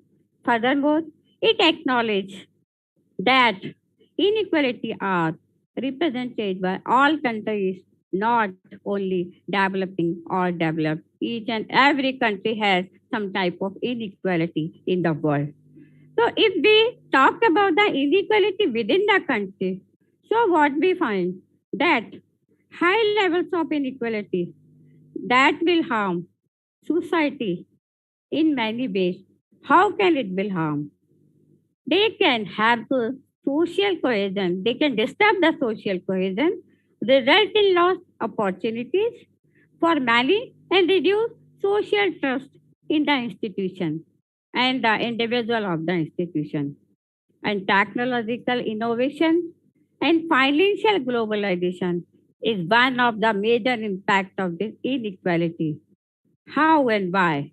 Because countries by favoring people with specific skills or accumulated them in their job position, in their work status, and they are considered them as a high professional profession. And this is the type of inequality we can find. And uh, another dimension of inequalities are that the problem behind inequality are the inequality in social norms, social status, inequality in the opportunity of education or health or job, whatever it is. So there must be equal treatment of all men and women, all the individual, all the human beings at everywhere, whether it is a job place, institution, school or education system. So what is the main vulnerable population for these inequalities? They are the migrants. Now you are watching daily news about the Ukraine war. So Ukraine war is one of the live example of inequality. The people are migrants, but whether they will get the equal opportunity in other country, whether they will get the social status or citizenship there, or they will get the job opportunity there. No, I think not. So migrant people, women, children, and disabled persons, they are the most vulnerable population of this equal opportunities, lack of this equal opportunity and inequalities. And we can also say that if we define equality on the basis of social norms and caste system, there must be clearly visible in many countries, especially in India. We can find there is a already existing caste system. So nowadays, being our young generation are educated, so they are considered the human beings and they consider the brotherhood. So they do not discriminate. But when we go in the past 25 years, 30 years or 40 years back, we will find the clear discrimination according to the caste and creed system. And the most evident facts about the inequalities are wage inequality. When you find out some labor in the market, so you will find the different level of wages assigned to them, whether it is a permanent labor or a dock labor or temporary labor or daily wages labor. So there are a wage inequality in India and at global level also. And other thing is that if we found the people laying on the road, they are also suffering of the inequality of the opportunity because they are homeless. They don't have a proper place to stay. They don't have proper home to live and stay there. And education type and standard. There are many types of education: primary, private education, government, semi-government, ICSE, CBSE, and IB board. So persons or parents, according to their economic and social status, they can opt a different type of education system, and they will again create a disparity and equality in the society because the kids studying from a higher level of education system or a good quality of school, they will perceive themselves as a higher standard and they should not respect their other friends. And racial gaps in education, there are reservation of minority, OBC, and other castes also. So reservation is being given to make them equal according to the social norm. But nowadays, the structures of reservation is also disturbed very much. So this is also creating inequality in the society. And other thing is this, I would like to say that many girls, especially those who belong to the poor families, those who belong to the farmer families and the poorest families, they are facing gender discrimination in education. Their parents sacrifice their education on the cost of the education of their sibling. There is the male sibling. So this is a main reason of disparity and inequality in the society. And other thing is that girls are also suffering from child marriage, early pregnancy. So they will lack of opportunity in their life. They will not achieve a proper career, proper education in their life. So this is also one of the symptoms of inequality in the society. Then sexual violence. We have find that there are many families where sexual violence and domestic violence exist. Why? Because they don't want to their female partner as equal status of themselves. So this is also creating the social disturbance in the family also. And if we talk about the management of this inequality, how do we manage? So we have to decide a very good policy of economic development. We have to provide very good opportunity in education system to each and every people is irrespective of their caste, creed, gender, type of school, or parental socio-economic status. So we have to provide good opportunity to them, and we have to draft very good policy for migration. We have to establish solid and sound laws for economic status for the women as well as for the economic development of the society and country. This is the reason we can bring the equality and remove the inequality from the society. And we can also say that if we provide the equal access of service, whether it is a health service, education service, opportunity of job, opportunity of similar status.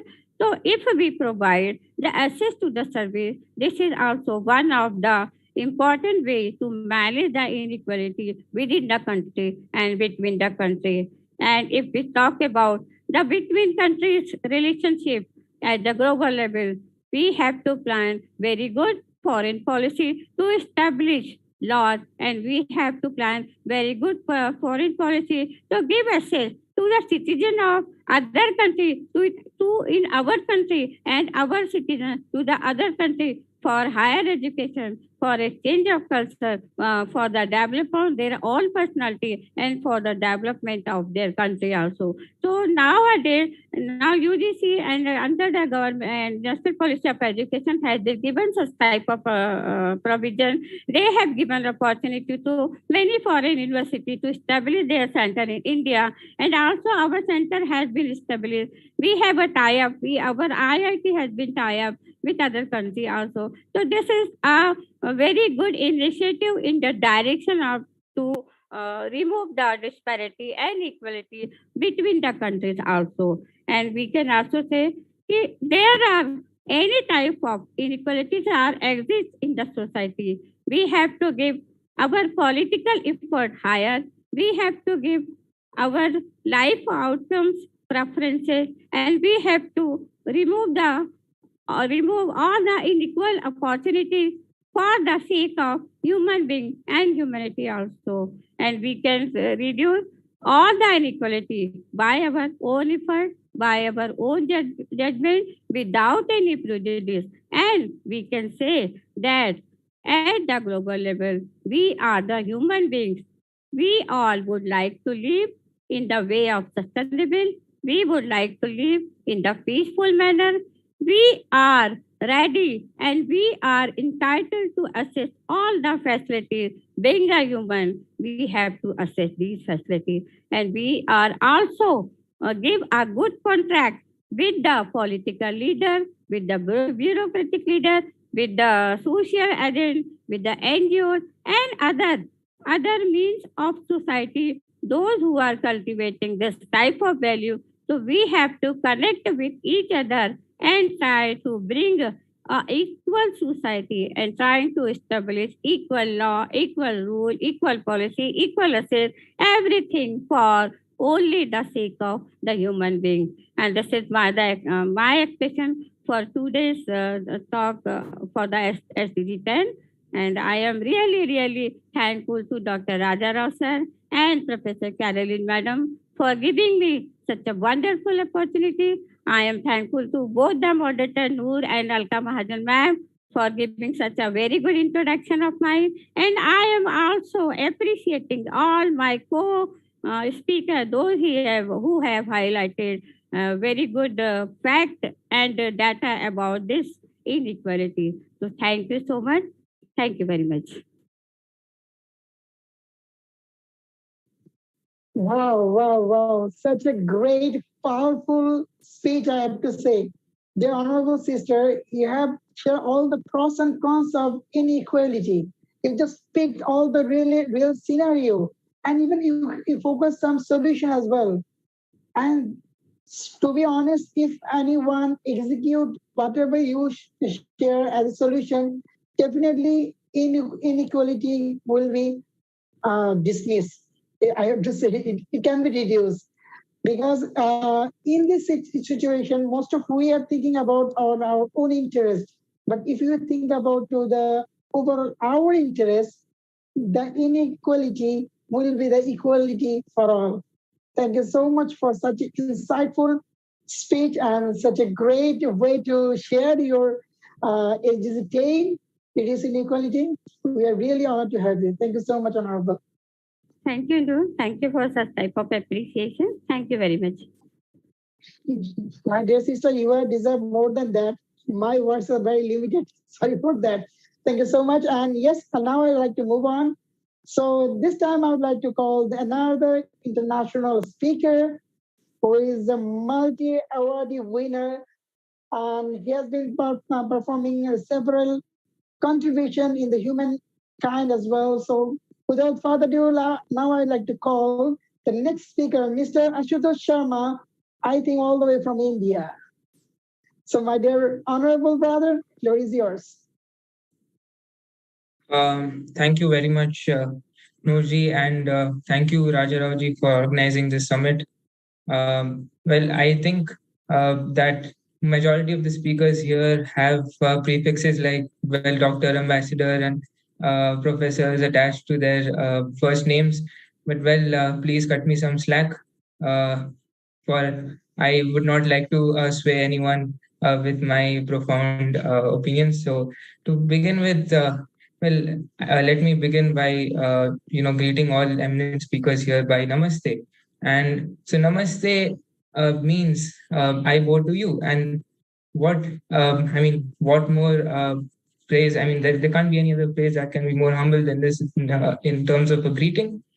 And with this essence of humility, I would like to address today's topic.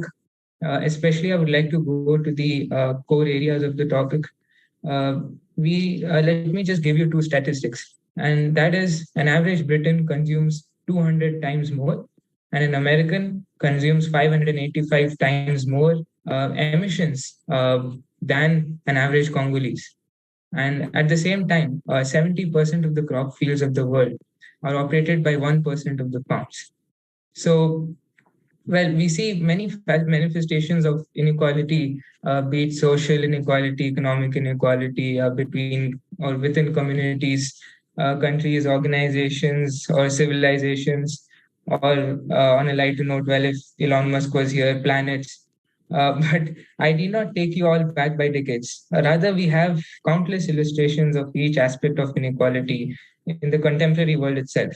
So, be it the patronizing behavior of sections of media over COVID responses and vaccine distribution, or by Western bureaucrats coercing countries to toe their stance on the ongoing conflict in Europe, or be it Germany evicting Syrian refugees to accommodate more civilized Ukrainian refugees, or well, be it income inequalities in Japan and US reaching pre-World War II levels, or brazen mistreatment of minorities in Pakistan, or be it the Anglosphere and the West masquerading as the guardian of human rights since the previous century, by breaching its very principles. I can only say that inequalities are rampant and they form the harsh reality of the global order. However, the questions which we must ask today is, well, is there a fundamental way in which we can address this issue? And how can we make this world a more equal place? And at the same time, where did we all miss the train?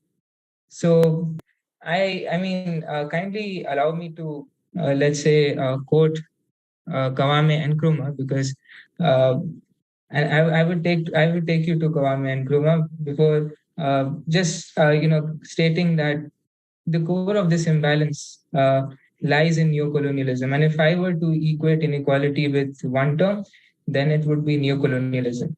So we are very much in a post-colonial era where colonial systems and institutions still exist in former colonies, be it India or Ghana or Bangladesh or many other countries. So, I mean, these systems were inherently not designed to be citizen oriented or to be reflective of cultural values. However, these systems still persist. And as I come back to the great personality, the first president of Ghana, Kwame Nkrumah, who said that neocolonialism is the worst form of imperialism.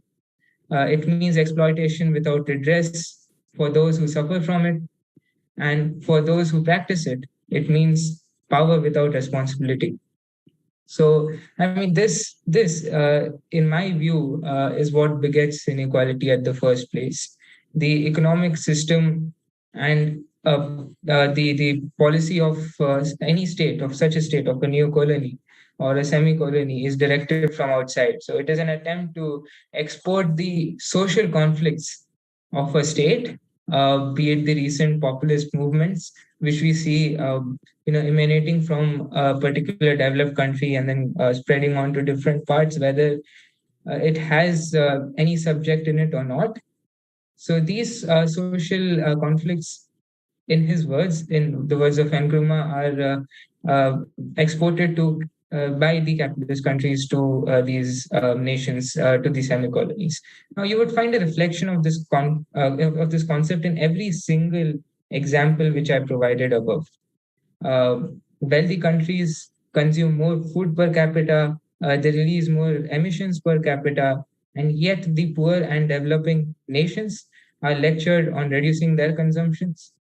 So the I would say the equation is quite simple, and it works well for the former side, wherein they seek to impede industrialization in these countries, in developing countries. Thereby, they inhibit the creation of real economy in these countries. And what happens is this keeps them dependent on the developed countries. And we must understand how tools of government are employed in order to create this status quo, I would say, or to keep this status quo going, because it's a fact, be it in human behavior or be it in the way in the global order, that if there is any disturbance in the status quo, then obviously those who are benefiting from the status quo would not like it, and they would certainly like to employ everything in their arsenal to keep it going. So today, for example, I heard someone saying about people going abroad, and I would say that the developed world today survives on importing talent and labor from these countries, as everyone would agree here. So any attempt on the part of developing countries to create wealth or to create an organic and native administration, and I mean systems that are not imported from outside, which are based on shared values and self-determination. So any such attempt is seen as an existential threat to the existing order. And this is what I think, I mean, very fundamentally, this is what countries and should address. And this is what we all should think about, because the core of the issue is here. The core of the issue is in colonialism and in colonial ideas.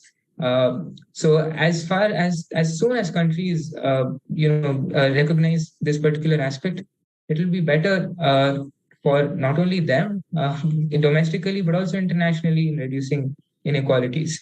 So and that brings me to the next part of my speech, and well, that is something which is quite different from many popular views, and that is, while it may be true that democratic systems are relatively better suited to promote equality, most democracies follow the flawed model of Westminster style of democracy, or should I say, the British style of democracy, which most of the countries are following today, because this kind of democracy, and as we have seen over the years, it's been more than 70 years for now, and at least more than 100 years since this form is being practiced in Britain.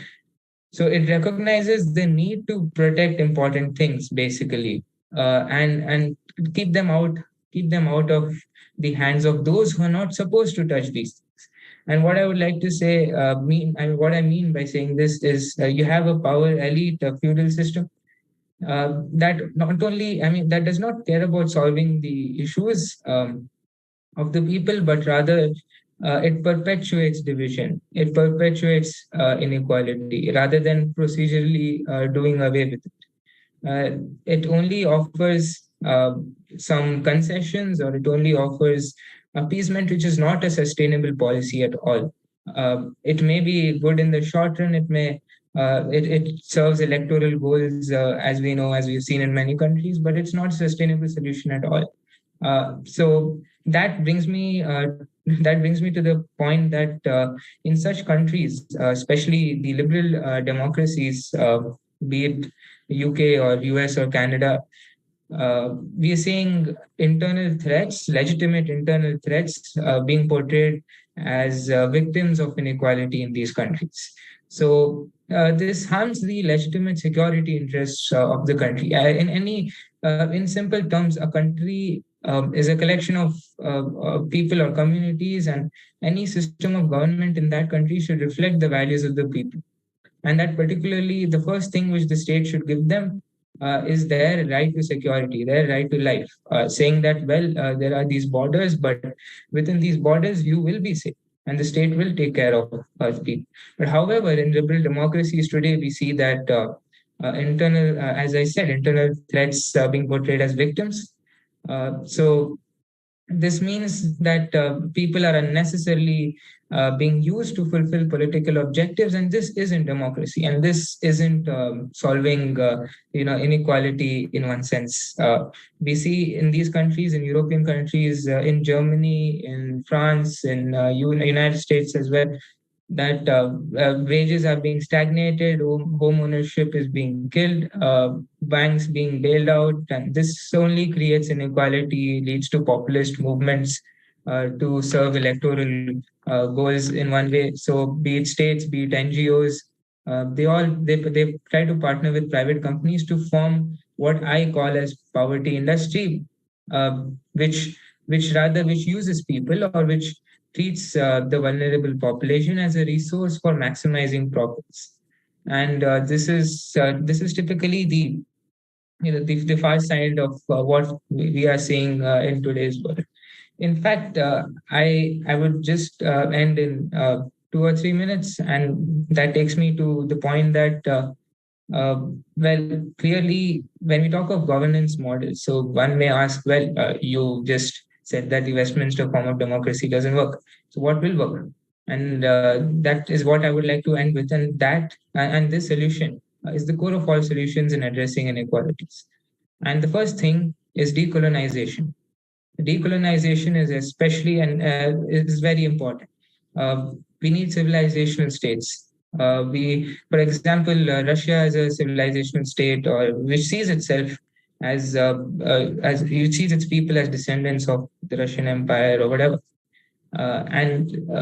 Similarly, same thing goes with India as well. However, we haven't tried to do that because the system with which the British left us, be it the constitution, judiciary, the police, or the bureaucracy, they are a continuation of colonial era institutions. They're not designed to be citizen oriented. The first thing any state must do is decolonize, and form any civilization state ultimately reflects and brings together the aspirations of the people. When you bring together the aspirations of the people, that is when inequalities start fading away. That is when equality is established in true sense. And hence, I would just like to end by saying that, for example, successful states like Russia, as I come back to the example, because they do have, unlike China and other countries which are decolonized in a particular sense, Russia does have a lot of diversity. However, what links people together is there should be some linkage. That is, they all speak Russian, for example, or they all see themselves as descendants of a certain empire or of their shared history and past. In India and in other countries, be it especially the African countries who have not yet decolonized, who still remain semi-colonies. So these African countries, or countries like India and others, should should look at how they could create a civilizational state wherein the institutions are theirs. And in short, I would like to say that in country that is heterogeneous or in a society that is heterogeneous. And this is what Manker Olson also said, that democracy is not a good model of governance. It is important that countries create systems of their own so that the prime objective remains doing away with inequalities. And yes, that is all I would like to say. I would just end by giving one phrase. I'm sorry for taking time. And well, as long as we allow people with colonial mentalities to act like self-appointed gatekeepers of the country or of the international community, our goal of reducing inequalities is incomplete. So Swatantrita or independence is meaningless without Swarajya or self-rule, and Swarajya or self-rule is meaningless without Swabhiman or self-respect. Thank you very much. Wow, such a great speech, I have to say, because you also focus reduce inequality in the other form.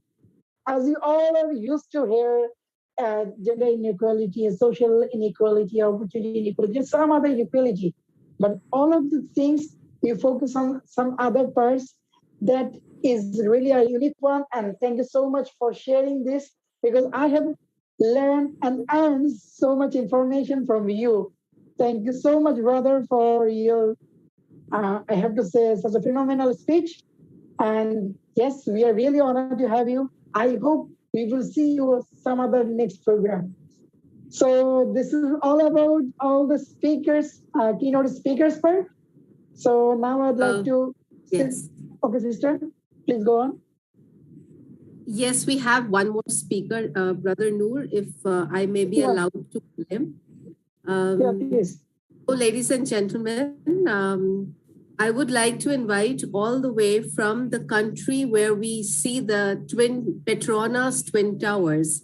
I'm talking of Malaysia, and maybe invite on the virtual platform Mr. Vincent Tay to share a few words and maybe talk a little bit about the Sustainable Development Goal number 10, which is reduced inequalities. Mr. Vincent? Yes. Hello there. Hi, yeah. A very good morning in Malaysia. A very good evening to the rest of the world. Well, we are talking about reducing inequality. Okay, in fact, the last speaker had pointed it very rightfully. Okay, which we find that those are the under the colonial democracies. Okay, they have faded. Okay, from the original kind of the system. I think from the comment here itself have posed and put forward. Okay, that inequalities now is the very much more the major challenge, right? It's also got to do with the so-called with the races, religions, and as well as the power. Okay, whereby in each of the country now you can see more of the civil war or the war in between one of the countries. Okay, there seems like they are showing off so-called their arms. Okay, very much more apply, especially to the superpowers kind of country. So it will become a very major challenge, especially fall under the umbrella of the United Nations. And how can we expect that everybody can come together, okay, with the common kind of involvement by commitment, okay, to take up kind of responsibilities, irregardless, okay, in any other countries, that how can they really able to lift up the standard, and then they are much prepared, okay, to share this same kind of a compassion or the wisdom, okay, all come in one. That is my comments, okay, and that we hope that eventually, okay, that will be so-called part of the SDG in that particular kind of subject, what we have mentioned as today. Thank you. Well, thank you so much for that very power-packed, succinct, and well expressed, thoughts.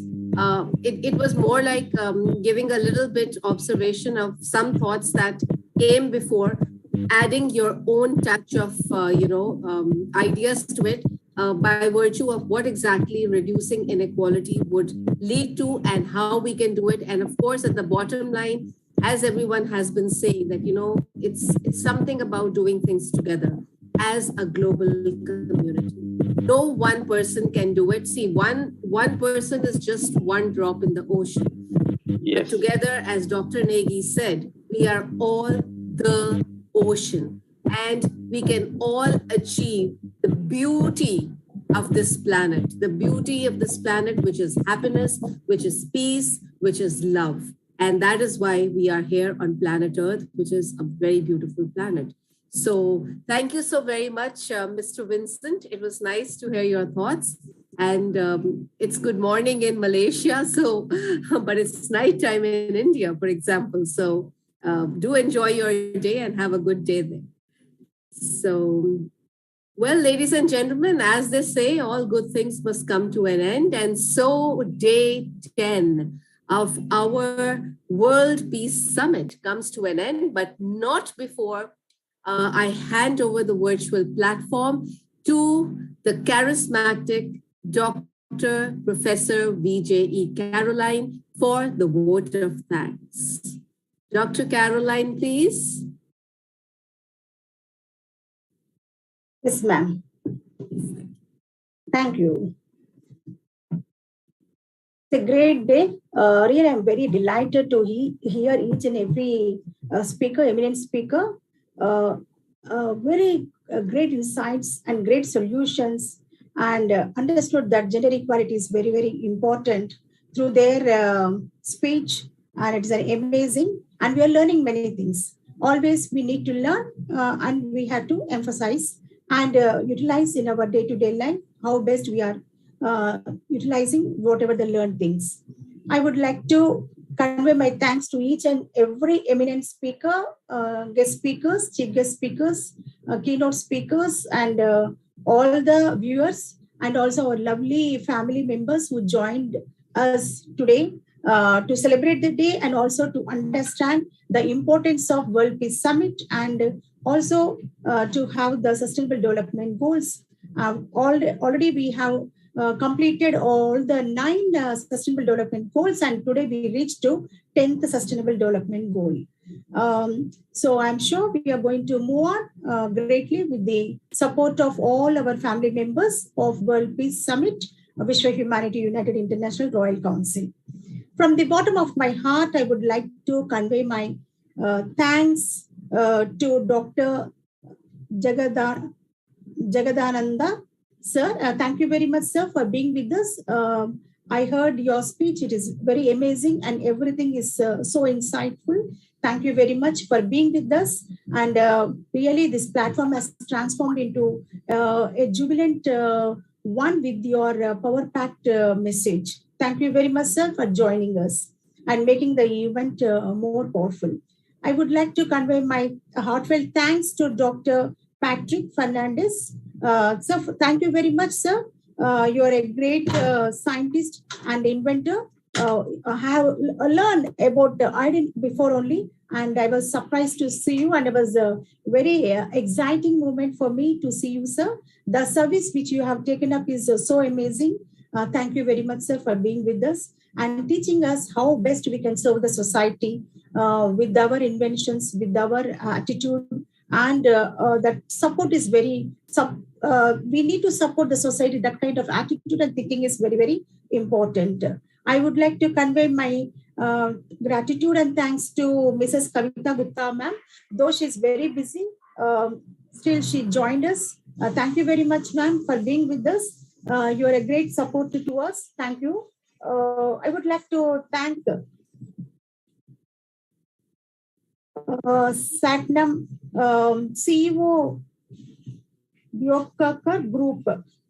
I'm sorry if I told my pronunciation is wrong. Extremely sorry. Please forgive me. Yeah. Okay, ma'am. So thank you very much, ma'am, for being with us and making the platform more jubilant with your power-packed message and speeches, and the insights which you have given us is so great. My heartfelt thanks to Professor Dr. Huma Shah. Thank you very much, ma'am. I read about your biography, your biodata and all. Really, you are a doctor and doing a great service because doctors do not find any time. They will be very busy serving the society by providing the time and the knowledge, but at the same time, you're doing a great social service. So thank you very much, ma'am, for being with us. I would like to thank Dr. Seema Negi, ma'am. Thank you very much, ma'am. You are a wonderful woman. You always support us with your amazing communication skills and spontaneity. And also today, you made the day a great day with your power-packed speech. You have given us more number of examples. Thank you very much, ma'am. I would like to thank Neha Srivastava, ma'am. Thank you very much, ma'am. My heartfelt thanks to you for being with us. And also, I would like to thank Dr. Kalpana Dikshit, ma'am. Always you are with us, heavenly, ma'am. You are so great. Thank you very much for being with us. And your speech is always awesome. You give us a lot of information because every time when you present, I'll be hearing to you. Thank you very much, ma'am, for joining with us and making the day a great day with your insights. I would like to thank Ashutosh Sharma, sir. Thank you very much, sir. Every point, every eminent speaker has given us more information. Really, everything is so interesting, and we have it is the speeches made us to think more about gender equality, that we have to concentrate on that, because boys and girls, of course, physically, mentally, they are strong sometimes in terms of physical strength. If we take up, we consider women as a little bit weak and sensitive. But we are not taking the term in the form of a term of physical strength. We are taking up the mental strength and psychological strength, emotional strength, that they have to be equal. So gender equality in terms of education, in terms of emotional, in terms of psychological, in terms of mental. So this equality is very, very important. So thank you very much. Everyone has given so amazing inputs and insights which make us to think more how best we can serve the society. And also I would like to thank our Vincent sir. Thank you very much, sir. I would like to hold my hands and say thanks to you for attending our summit every day, and you're supporting us, sir. Your presence giving us, your August presence giving us a kind of energy, a boost to us. Yes, Vincent sir is there with us. So, sir, kindly give us good feedback or bad feedback, whatever it is you feel. So we improve ourselves. That feedback is very, very important, either positive or negative. Negative help us to improve more. Positive help us to be inspired and be motivated and to move ahead with more positive energy. So, sir, thank you very much. Kindly give us some inputs, and also your feedback is very much needed. So, really thank you, sir, for making the platform more. Thank you, sir. Thank you.